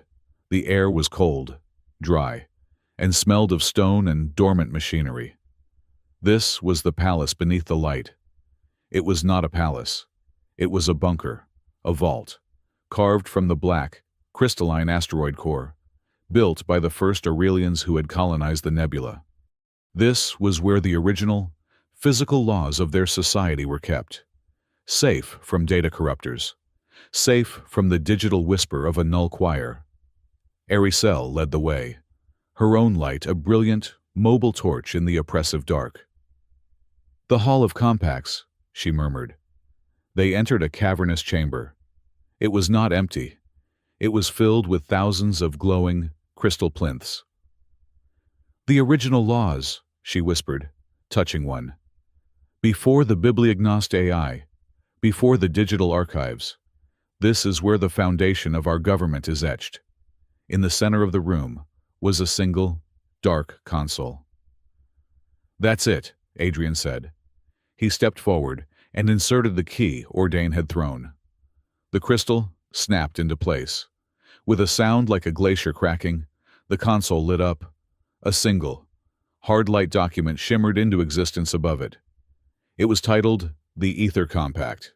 Article 9, Section 4. Adrian read the ancient text.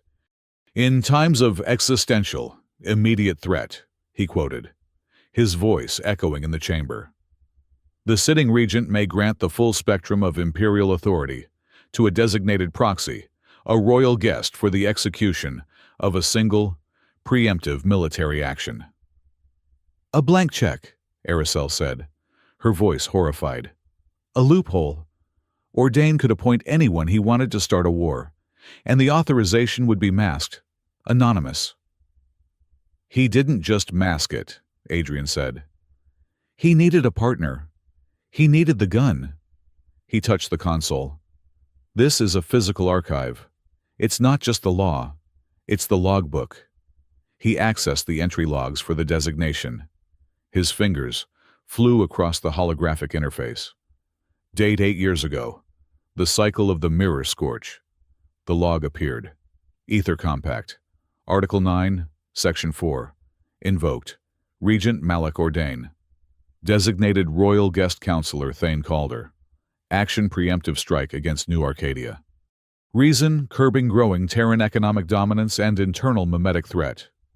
There it was. The truth. Etched in cold, hard light. Ordain, the traditionalist patriot, saw New Arcadia as a cultural threat. Calder, the profiteer, saw it as a financial rival. Ordain provided the political cover. Calder provided the photonic cannon on his heliogate. But Helix, Aricel whispered. And the choir.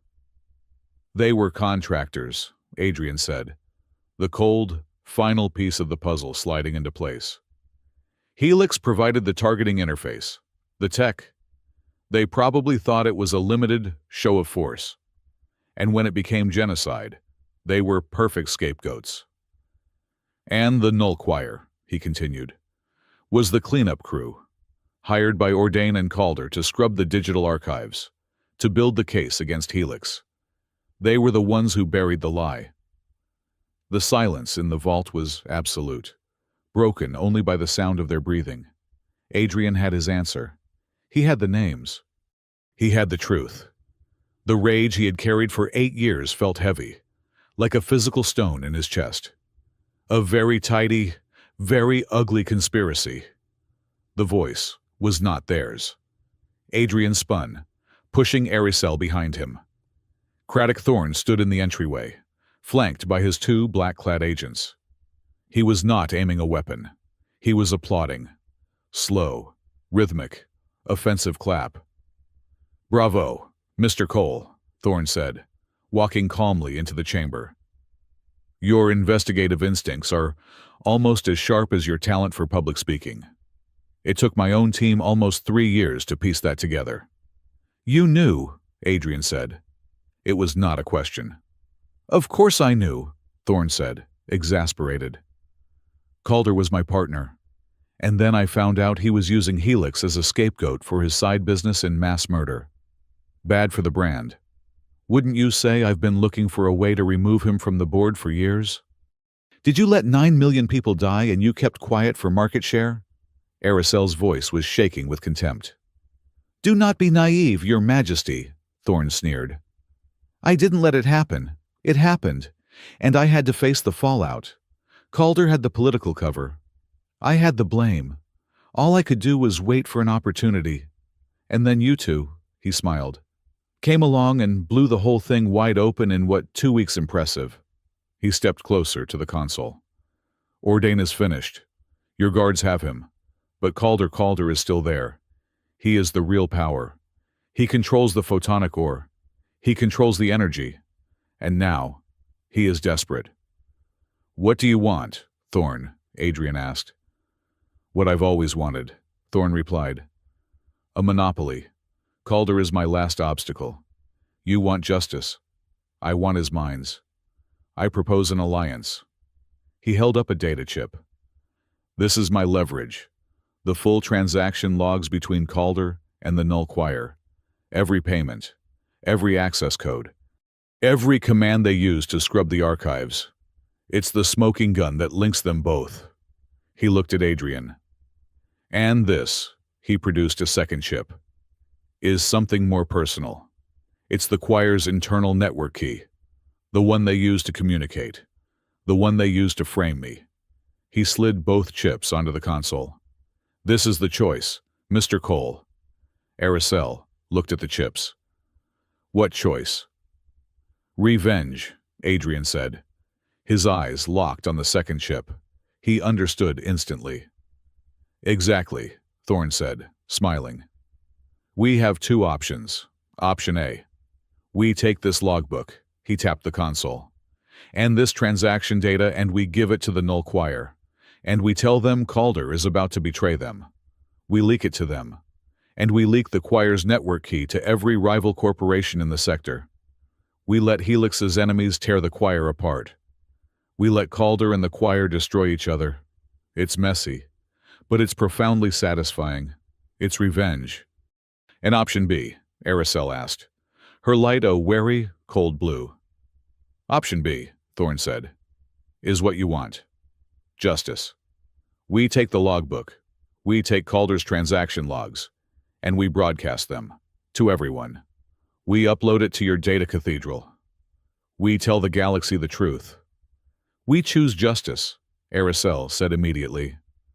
Ah, but think about that, Your Majesty, Thorn countered, his voice like silk. You do that to destabilize your entire government. You prove your regency was built on a lie. Your people will panic. The Ether Council will collapse. The market will crash. It is clean, but it is political suicide. Your people might not survive that much truth. He turned his gaze to Adrian. But you, Mr. Cole, you deserve revenge. They took your world. You have every right to watch them burn. The choice hung in the air. Justice or revenge. Aracel looked at Adrian. She said nothing. This was not her decision. The pact. Honesty of the heart. This was his heart. Adrian looked at the two chips. He looked at the logbook, burning with the names of the men who had murdered his home. He saw the faces of the children he had saved in the riot. He saw Aracel's face when she spoke of her lost sister. He heard her question, echoing in his mind. What if the truth is prettier than your lie? He looked up at Thorn. Revenge just makes more ghosts, Craddock, Adrian said, his voice quiet. I'm done with ghosts. He turned to Aracel. We tell the truth. All of it, she nodded, a look of profound, aching relief on her face. Her light flared a brilliant gold. The Data Cathedral. It's the safest, immutable broadcast. Once it's sent, it can never be recalled. Do it, Adrian said. This is foolish, Thorn snapped. This is messy. It's bad for... It's justice. Adrian cut him. It's supposed to be... Aracel placed her hand on the console. Imperial authorization Aracel Keda. Unseal the Data Cathedral. Cathedral unsealed. Awaiting broadcast package. Adrian took the logbook file. He took Thorn's first chip, the transaction logs. He packaged them together. Send this. This is a mistake, Thorn warned. No, Adrian said. It's the punchline. He hit the execute command. Broadcast initiated. Uploading to the world stopped. It was not a sound. It was an anti-sound. A deep, cold, perfect chord that resonated not in their ears, but in their minds. The null choir. It was not the chord of despair. It was the chord of emptiness. Upload interrupted. Adrian staggered, clutching his head. The memories they were unspooling. He saw his mother's face, but it was just a shape. He saw the color of the sky on New Arcadia, but it was just a word. The smell of the soy calf in the lexicon is gone. The data was not being attacked. It was being erased. The choir was not trying to stop the broadcast. It was trying to delete the witnesses. Aricel cried out, her light flickering, not with color, but with static. "Adrian, I can't Imperia, I can't see her face." This was their final weapon, a mimetic chord that wiped personal memory. That dissolved the meaning of the past. Adrian sank to his knees. He was Adrian Cole. He was a man. From a place. He was nothing. He was floating in a cold, gray void. The chord was sterile. Perfect. Absolute. No. A voice. A sound. Not from the chord. He felt a touch. Hands on his face. Aricel. She was kneeling in front of him.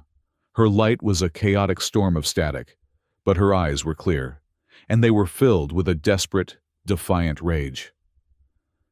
"This is not sterile," she whispered, her voice shaking. "This is not empty." The choir's chord was absolute logic. It was a sterile, clean wipe. It had no defense against chaos. "They're not just data," she yelled, at him, at the choir, at the universe. "They are memories, you will not take him." She grabbed him, and she kissed him. It was not a gentle, romantic gesture. It was a desperate, photonic blast. It was the taste of ozone and starlight. It was the defiant, illogical, chaotic, furious act of a human heart. It was a new memory, being burned into his synapses with star power. The sterile, gray void of the choir's attack shattered. Adrian's world came roaring back. The smell of the calf, the face of his mother, the fire, the pain, the hope. It all slammed back into him, anchored by this one, searing, impossible moment. He gasped, his hands coming up to hold her. The kiss broke. They were both breathing hard, their foreheads resting against each other. The choir's chord was gone, broken against the sheer, illogical force of a human emotional anchor. Broadcast resumed. The AI's voice was calm, as if nothing had happened. Upload complete. The Ether Compact logbook is now public. It was done. Craddock Thorne was leaning against a pillar, looking pale. "Well," he breathed. "That was extremely disorienting. I believe I owe you a bonus." A chime echoed through the vault. A secure comm on Aricel's wrist. She straightened, wiping her eyes. "This is the Empress." "Your Majesty." The voice of her guard captain was grim. "The broadcast we've seen. The Citadel is in chaos. But we have Regent Ordain. He is in custody. Relief. But it was short-lived." "But Your Majesty," the captain continued, "Councillor Calder was not on the Citadel. He was on the Helio Gate. When the data went live, he initiated a self-destruct on the station and fled." "Fled where?" Aricel demanded. "A single, high-velocity ship. He's heading into the dead zone, towards the Umbra Spire." Aricel's light turned to a cold, hard blue. "The Spire, it's a stellar nursery, a region of such intense photonic storms that no sensor can penetrate it. It's a black hole for energy." "He's not fleeing," Adrian said, standing up. He felt clear. He felt whole. "He's not just running. He's going to his last stronghold." "It's a trap," Aricel said. "He knows we'll follow. The Umbra Spire, it's a place where light itself becomes a weapon. He's on his home turf." They looked at each other. The conspiracy was broken. But the man who fired the gun was still free. Craddock Thorne adjusted his suit jacket. "A rogue CEO, a collapsed government, and a sector-wide data leak," he said. almost to himself. This is going to be a terrible quarter. He looked at Adrian and Aricel as they raced for the exit. Your Majesty, if you do manage to kill him, Helix would be more than happy to stabilize his abandoned mining assets. As a favor to the crown, of course. They did not answer. They were already in the lift, rising from the cold, ancient dark, back toward the chaotic, truthful light. The pursuit to the Umbra Spire was not a chase. It was a descent, in a two-person Imperial scout ship, the Lancet. Adrian and Aricel plunged into the dead zone. The Ether Nebula, moments before a symphony of life-giving light, tore away, replaced by a violent, chaotic stellar nursery. The Umbra Spire was where stars were born and died, a region of such raw, untamed power that the laws of physics seemed like polite suggestions. Sensors are gone, Aricel said, her hands fighting the controls. Her light was a focused, brilliant white, cutting through the cockpit's gloom. The radiation is deafening. It's like flying through a scream. He's counting on that, Adrian said, his eyes scanning the impossible view outside. It was not blackness. It was a storm of raw, unformed potential. Purple lightning the size of continents tore through clouds of magenta and sulfur yellow. He's not just hiding. He's baiting us.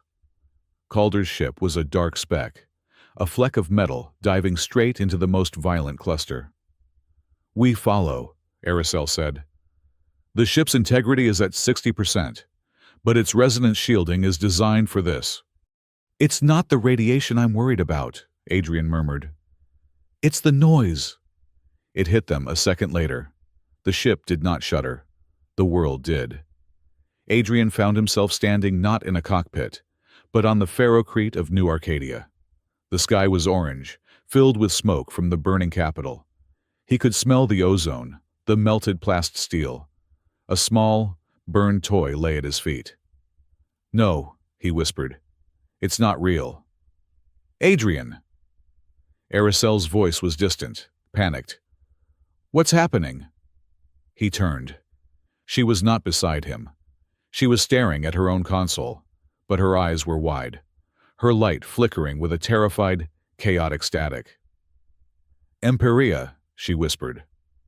Sister, is that you? The Umbra Spire was a mimetic minefield. It was not just radiation.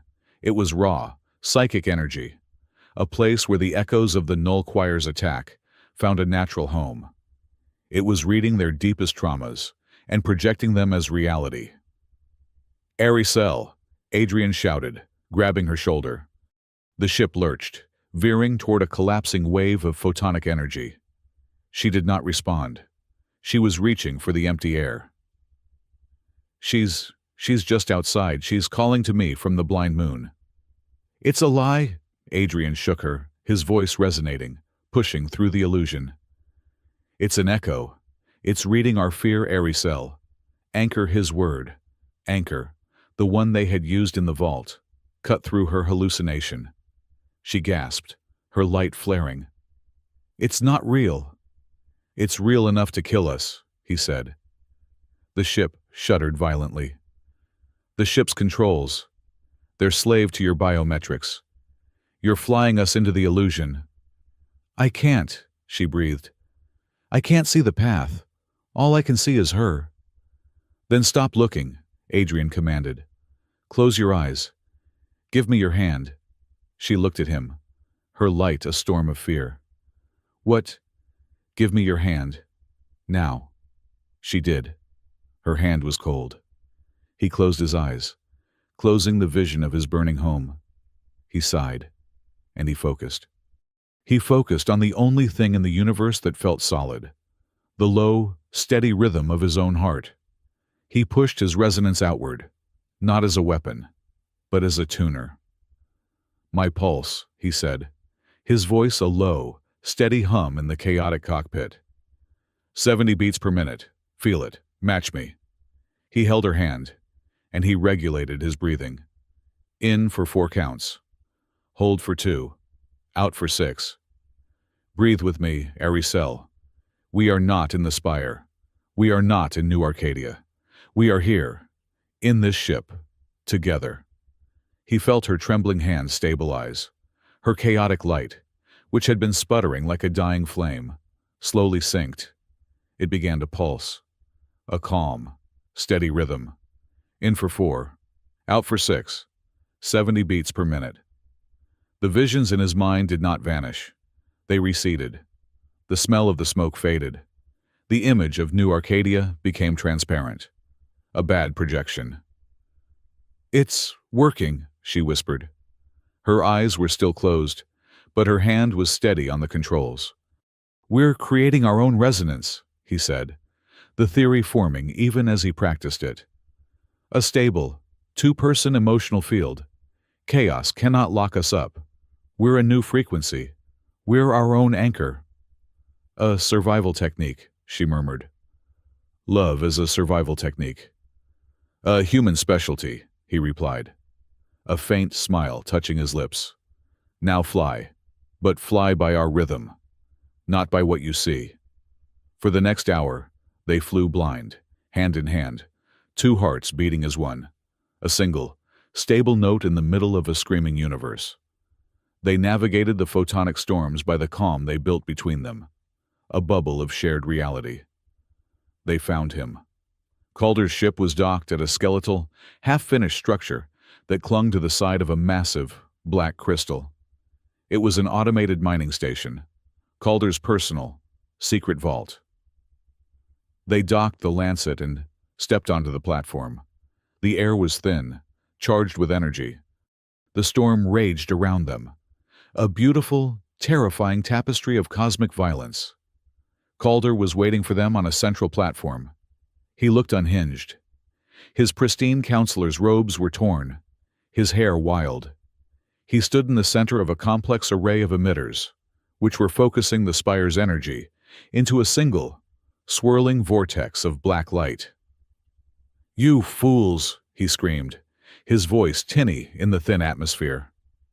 "You should have stayed away. You should have taken the win." "It's over, Thane," Aricel said, her voice clear and cold. Her light was a steady, sapphire blade. "It is," Calder roared, his hands slamming on a console. "It's over for you. You think you're so clever, with your feelings, your human resonance. But I am a man of systems of profit, and this is my masterpiece." The emitters whined. The black vortex in front of him ignited, turning into a swirling void of pure anti-light. "A non-feedback loop," he shrieked, triumphant. "It reads incoming energy signatures, photonic, kinetic, mimetic, and it folds them back on their source, amplified 1,000 times. It's been feeding on this storm. It will feed on your fear, your anger, your pathetic little sink, and it will erase you." The field surged. Adrian felt the pull, a cold, psychic hunger that tried to rip his memories apart, just as the choir had done. He saw Aricel falter, her light flickering. He tightened his grip on her hand. "Steady," he whispered. "The rhythm. Don't fight him." "What?" "It's a feedback loop," Adrian said, his mind racing. "It needs our feedback. It needs our fear. Don't give it any." He stood, facing the vortex, and he did nothing. He held her hand. He breathed. In for 4. Hold for 2. Out for 6. He anchored his pulse at 70 beats per minute. Calder stared, his madness giving way to confusion. "What are you doing? Attack me. Fear me, feel something." The machine whined, surging, searching for the chaotic emotional fuel it was designed to weaponize. It found nothing, just a flat, stable, peaceful two-person resonance. "We are not here to fight you, counselor," Adrian said, his voice calm, resonating only with that steady, quiet rhythm. "We are just here." The non-feedback loop, denied its external fuel, turned on the only other source of chaotic energy in the room, Calder himself, his terror, his rage, his madness, the machine. in its hunger, locked onto him. "No," Calder whispered, his eyes widening in horror as the black vortex began to twist, turning toward its master. "No, it's not supposed to stop. It's feeding on me." He scrambled for the console, but it was too late. The energy he had harnessed, the system built only to consume, folded in on itself. The vortex imploded, collapsing into a single, blinding point of absolute blackness. There was a sound like a star being snuffed out, and then silence. The storm raged on, oblivious. On the platform, there was only a scorched, black circle. Calder was gone, consumed by his own empty, rapacious system. Adrian let out the breath he was holding. It was over. The man who had given the order, who had provided the gun, was gone. He felt hollow. The revenge was complete. It tasted like ash. "A system designed only to eat," Aracel said, her voice quiet. "Eventually eats itself." "Poetic," Adrian said. "Let's go home." The Citadel was in a managed panic. The public broadcast of the Ether Compact had shattered the government. But Aracel's authority, paradoxically, had been solidified. She was the truth-teller, the one who had exposed the rot. The Ether Council, humbled and broken, convened in an emergency session. Regent Ordain, stripped of his titles and his light, a dull, defeated gray, was formally imprisoned. Craddock Thorne was also imprisoned, though his cell in the high tower looked suspiciously like a luxury suite, complete with a private comm terminal. Aracel and Adrian paid him one final visit. "Your Majesty." "Mr. Cole," Thorne said, ending a call as they entered. He did not stand. "I trust the merger with Councillor Calder's assets was successful. I've already had my people submit a bid to stabilize the G-class mines. As a gesture of goodwill, of course. Your assets in the Heliarcade are frozen, Craddock," Aracel said, her voice cold. "Your corporation is sanctioned. You will stand trial for your complicity in the new Arcadia cover-up." Thorne actually smiled. A thin, appreciative smile. "A trial. Excellent. It will be public. I assume wonderful for the brand's notoriety, and complicity is such a flexible word." "You're not afraid," Adrian observed. "Afraid, Mr. Cole?" "I'm a pragmatist," Thorne said, adjusting the cuff of his silk shirt. "The game has been reset. The old powers are gone. Calder is gone. Ordain is gone. The market is in chaos. And I am the only one who knows how all the pieces work."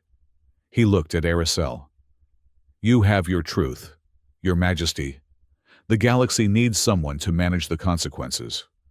My privileges are revoked, but my value has never been higher. I'll be out of this cell in 6 months, and I'll own 51% of the recovery effort." "You are a necessary counterweight," Aracel stated, her light a flat, disgusted white. "Precisely," Thorne said. "You have your ideals. I have my balance sheets. It's a perfect partnership. I'll see you in committee." They left him. He was a snake, but he was a snake in a cage. For now. He would survive. He would always survive. In the Grand Hall, 2 days later, Aracel stood before the reformed Ether Council. With a single, brilliant flash of her light, she personally incinerated the physical copy of the Ether Compact's Article 9. The royal guest loophole was closed. In its place, she proposed the Sympathetic Charter, a new law binding the Aurelian government to the human technology of emotional transparency. It was a revolution, built on the lessons of a human tutor. That evening, Adrian stood in the high observatory, the one where their lessons had begun. The light of the Ether Nebula was calm, peaceful. He was holding a small, simple travel bag. "You're leaving," Aracel entered, her footsteps silent on the crystal floor. She was not in her formal robes. She wore the simple, dark blue shift she had worn in his coffee shop, an eternity ago. Her light was a soft, shifting pearlescent. "The job is done," he said, not turning. "The truth is out. The villains are accounted for. My contract is fulfilled. You saved my government. You saved me. From the spire. From the choir. We saved each other," he corrected. "The sink. It was an effective strategy." The silence stretched between them. A human silence, full of unspoken words. "The council ratified the sympathetic charter," she said, changing the subject. "It's radical, and we have no one to implement it. We have no one who understands the language. They need a teacher." He turned, and he saw the trap, a golden, beautiful, perfect cage. "Arizel, I've created a new position," she said, her voice suddenly formal, though her light was betraying her, shifting with a nervous, golden hue. "The rhythmic advisor, a formal attaché for interspecies emotional diplomacy. The salary is substantial." He looked at her, the Empress of Light, offering him a job. "I'm not a courtier," he said slowly. "I'm not a diplomat. I'm a tutor from a rundown cafe. I came here for revenge, not a career. I'm not built for this." "Your revenge is complete. What are you built for now, Adrian?" He looked away, at the nebula. "I've been a ghost for 8 years. A ghost, haunted by one burning day. I don't know if I know how to be a person. Especially not here, in a palace. I'm afraid I'll lose myself." "You're afraid of losing your freedom," she stated, her voice soft. "Yes." She stepped up beside him. "Then let's negotiate." He looked at her, surprised. "Our final lesson," she said. A small, tentative smile on her face. Her light was that warm, disarming rose gold. "Human flirting, Module 4, the negotiation of a shared future." He could not help but smile. "I don't recall teaching that module."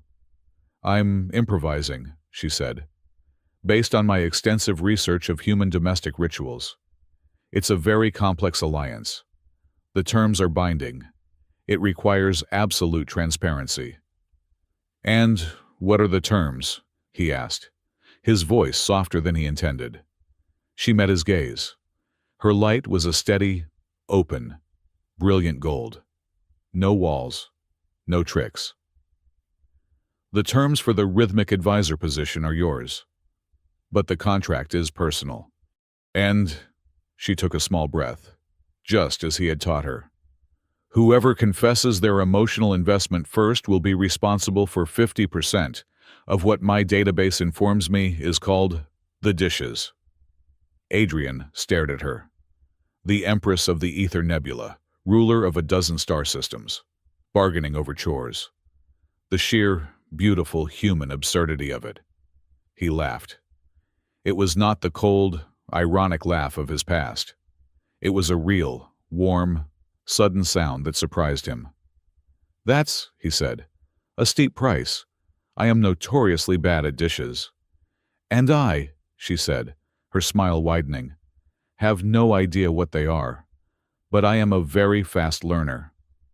Silence stretched again, but this time it was not a weapon. It was a space, warm and safe, waiting to be filled. He looked out at the endless, swirling chaos of the nebula. He was free. He could go anywhere. He could be a ghost again. He turned back to her. He saw the Empress. He saw the student. He saw the woman who had anchored him, and who he had anchored in return. "All right," Adrian Cole said. "I accept the position." "On a trial basis?" she asked, her light lifting. "No," he said, and he took her hand. It was not a survival sync. It was not a pact. It was just a touch. "I'll stay." "For how long?" "For the term of my heart." The ceremony of re-illumination was unlike any in the Heliarchate's history. The Grand Hall, so recently a scene of judgment and battle, was now open, its crystalline walls tuned to the gentlest frequencies of the ether nebula. It was not a coronation or a trial. It was a commencement. Aricel stood on the dais, not on a throne, but on a simple, glowing platform.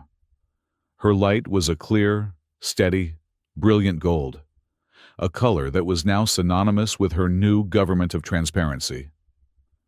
She was addressing the newly formed Sympathetic Charter Council, a body composed of Aurelians and, for the first time, human and Varelian delegates. Adrian stood with them, in his new, formal role as rhythmic advisor, his dark, Terran suit a stark and respected contrast to the glowing Aurelian robes. "We have been a civilization of absolutes," Aricel said, her voice resonating with a new, warm confidence that was all her own. "We valued truth as a hard, cold, unchangeable fact. We saw emotion as a primitive liability, a volatility to be controlled, hidden behind walls of perfect, white light."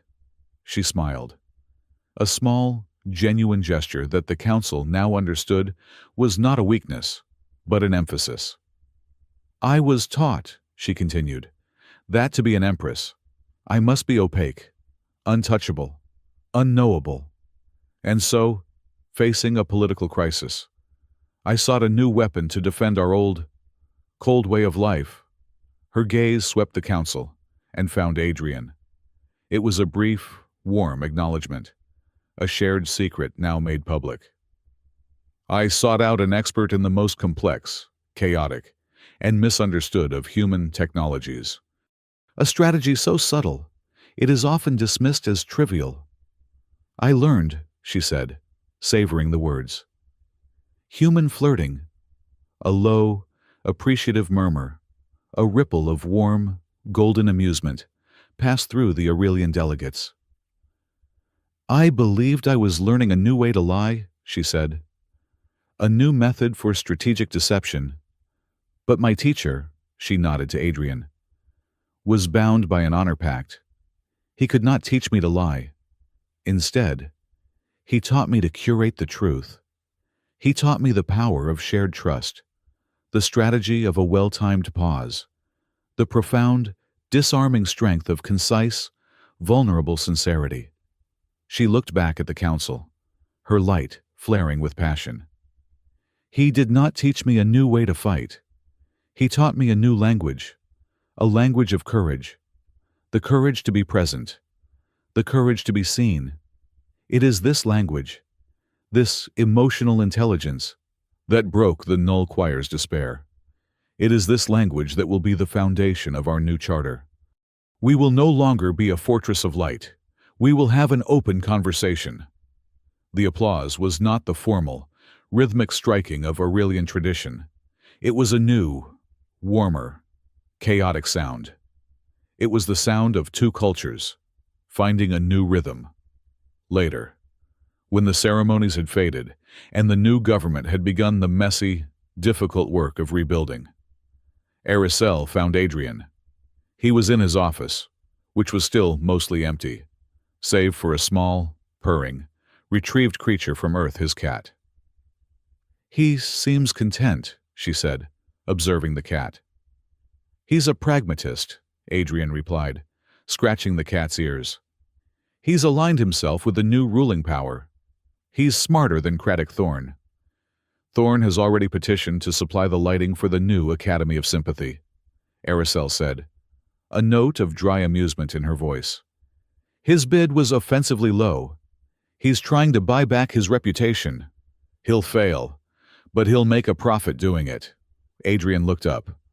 "You're not here to discuss Thorn." "No." Her light, which had been a placid pearl, shifted. A complex, nervous pattern of pale lavender and blue, the color of her hidden grief, the color of her sister. "The work is not finished. The truth is, the one we broadcast was incomplete. Ordain knew it. It's why he gave us the key. He was pointing us to the next lie. Arizel, Calder is gone. Ordain is imprisoned. The choir is in retreat. But the origin is not accounted for, she insisted. The royal guest who amplified Ordain's command. The second signature. The archive simply listed it as anomalous, but it wasn't Calder. Then who? Come with me, she said. There is one last place. The one archive even the bibliognost AI cannot fully access. The place I've been afraid to look at. She led him, not down, to the cold vault, but up, to the very highest spire of the citadel. They entered a place he had never seen. It was not a room. It was a garden. A vast, circular chamber, open to the raw light of the nebula, where the plants were crystalline structures that chimed softly in the stellar wind. This was the Garden of Journals. Every Aurelian, Aracel said, her voice a whisper. When they come of age, imprints a crystal, a personal log, a negative of our defining memories. It is not data. It resonates. It can't be copied or hacked. It can only be felt. She led him to the center, where one crystal plinth stood apart from the others. It was dark, opaque, cold. This is the journal of my sister, Aracel said. Emperia Cata, the one I told you had vanished. You said you believed she was taken. I did. Aracel's voice was thick with a new, profound pain. I was wrong. She was not taken. She hid. This, she pointed to the dark crystal, is not her journal. It is her last message. She placed her hand on the crystal. It did not light up, but a voice filled the garden. A voice like Aracel's, but higher, faster, vibrating with a brilliant, dangerous energy. It's a breakthrough. The resonance, it's not just a state of being. It's a tool, a key. I can shape it. I can project calm. I can project courage. I can build a shield, a communal shield, made of shared feeling. The voice grew frantic. The tests are too small. The citadel is too stable. I need a more chaotic system, a place of high-volume emotional dissonance. Data point to human colonies. New Arcadia. Adrian froze. His blood ran cold. Aracel's light was a flat, pained white. This, she whispered, is the hidden data, the final truth. My sister is not dead. The voice in the crystal continued, now desperate, filled with a terrible, echoing grief. I was wrong. I tried to build a shield. I tried to project harmony over the city. A test. But something answered. It wasn't human. It was cold. It was a chorus. It resonated with my projection, and it inverted it. It reflected it back. It turned my shield into a lens. Oh, light the mirrors. The orbital mirrors. There, no, what have I done? The recording ended in a sound of pure, psychic agony. Adrian stared at the dark crystal, the entire universe realigning around this one. Terrible point. Emperia, he breathed. She was the royal guest. Ordain gave her the authority. For her test. Yes, Aracel said, tears of light streaming down her face. She was the brightest of us all. The original linguistic resonator. She didn't just study mimetic resonance. She invented it. And in her arrogance, she tested it. And the null choir, they were just waiting. Adrian pieced it together. They saw her signal. They reflected it. They turned her gift into a weapon. They didn't start the fire. They just aimed the lens. An accident. A monstrous accident, Aracel confirmed. Calder and Helix were just opportunistic. They saw the chaos and they provided the official burn signal, the one we found, to cover the first accidental pulse, to claim it as their own, to profit from the horror, and Ordain helped them. He buried the truth about Emperia, not to protect Calder, to protect the throne, to protect my sister's legacy, to hide the shame that an Aurelian had caused it all. Adrian felt a void open in him. The neat, clean lines of his anger, the villain's, Calder, Ordain. Thorn, they were gone, replaced by this. A tragedy of hubris. "Where is she?" he asked, his voice hollow. "She did not run," Aracel said. "She quarantined herself." She led him to a small alcove, hidden behind a veil of crystal chimes. Inside was a single, ovoid pod, fashioned from the same dark, opaque crystal. It was utterly still, utterly silent. "A silence pod," Aracel said. "It is designed to hold a resonant being in perfect, dreamless stasis." She locked herself inside, protect the galaxy from her power, from the grief that could shatter stars. She has been there 8 years. Adrian looked at the pod, at the woman who had, by accident, murdered his world, the source of his 8 years of pain. She was right there. "You know this," he said, turning to Aracel. "All this time." "I found this recording 6 months ago," she admitted, her light a desperate, pleading violet. "The pod, it's sealed, by her own resonance. It can't be forced. It can't be hacked. It can only be answered. By a resonance that is compatible, one that is strong enough to withstand the echo of her grief, but gentle enough not to break her." The final piece. The final, devastating truth of their story. "You didn't come to my coffee shop for a tutor," Adrian said, the realization dawning, cold and clear. "You weren't looking for a weapon." "I was looking for a key," she confessed, her voice breaking. "I was looking for the only man in the galaxy who had survived a mimetic catastrophe, who had turned his trauma into a shield. I was looking for a resonator who understood loss." "The lessons," he whispered. The flirting." "It was a test," she cried. "A desperate, coded interview. I had to know if you were just a weapon, or if you were still a man. I had to know if you were driven by revenge, or if you were capable of something else. I had to know if your heart was safe. The rhythmic advisor was all a pretext to bring you here, to see if you could save her." He looked from the pod to Aracel, at her desperate, hopeful, terrified face. He had his final choice. It was not about justice. Justice was done. It was not about revenge. Revenge was hollow. This was about forgiveness. He could walk away. He could leave the author of his pain to her self-imposed prison. He could keep his grief, clean and righteous, forever. Or he could let it go. He thought of the ceremony, of the new academy, of the human technology of hope. He thought of the kiss in the vault, the anchor that had saved his mind.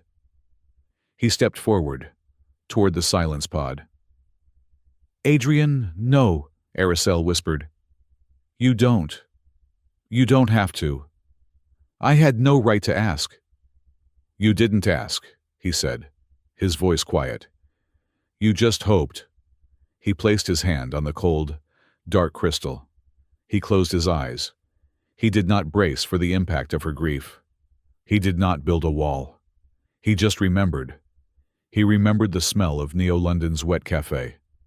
He remembered the calm, steady rhythm of his heart, synced with hers in the umbra spire. He remembered the chaotic, defiant, glorious taste of starlight and ozone. He did not project power. He did not project strength. He projected his new anchor. He projected the memory of their love. He offered it, not as a key, but as an invitation, a reason to wake up. The cold crystal under his hand warmed. A thin, hairline fracture of light appeared on the pod. And then another. It was not breaking. It was blooming. With a soft, chiming sigh, the silence pod opened. A woman, who looked like an older, wilder version of Aracel, stumbled out, collapsing into his arms. Her light was a faint, flickering ember. She was weeping. Emperia Keda was free. Aracel rushed forward, her own tears of light flowing. The two sisters embraced, a reunion of light and resonance that filled the garden with a healing, golden glow. Adrian stepped back. His work finally, truly, done. Araceli looked up at him, her face a miracle of gratitude and love. "Sometimes," she whispered, her voice thick with emotion, "flirting is just how humans teach each other to be brave." Adrian looked at the two sisters, at the woman he had just impossibly forgiven. He felt the 8-year-old stone of grief in his chest dissolve. He was no longer a ghost. "And forgiveness," he replied, his own voice steady, "is how they keep the future."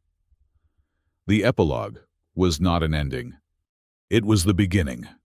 The Academy of Sympathy opened, not on the Citadel, but in the recovering heart of Neo-London, a joint project between the two worlds. Its first act was to send a fleet of Aurelian lightweavers to the scarred surface of New Arcadia, not to rebuild, but to heal the land, using Emperia's recovered and now safe resonance to sing the atoms back into harmony. The skies of Earth were changed. On clear nights, in the streets of Neo-London, you could see it. A new nebula, a shimmering, dancing ribbon of Aurelian gold and sapphire light, a gift from the Empress. A dance of hope. And in the Academy's sunlit, central courtyard, the rhythmic advisor was conducting his first, advanced-level class for a mix of human diplomats and young Aurelian students. "All right, listen up," Adrian said, a faint, easy smile on his face. "You've all passed basic sympathy. You've mastered concise sincerity. You're even adequate at graceful refusal. So," he said, clapping his hands together, "let's move on to the postgraduate curriculum." He looked at Araceli, who was standing at the back of the class, trying and failing to look like a simple observer, her light a brilliant, amused gold. "Today's lesson," Adrian announced, "human cuddling. It is an advanced, hands-on syllabus.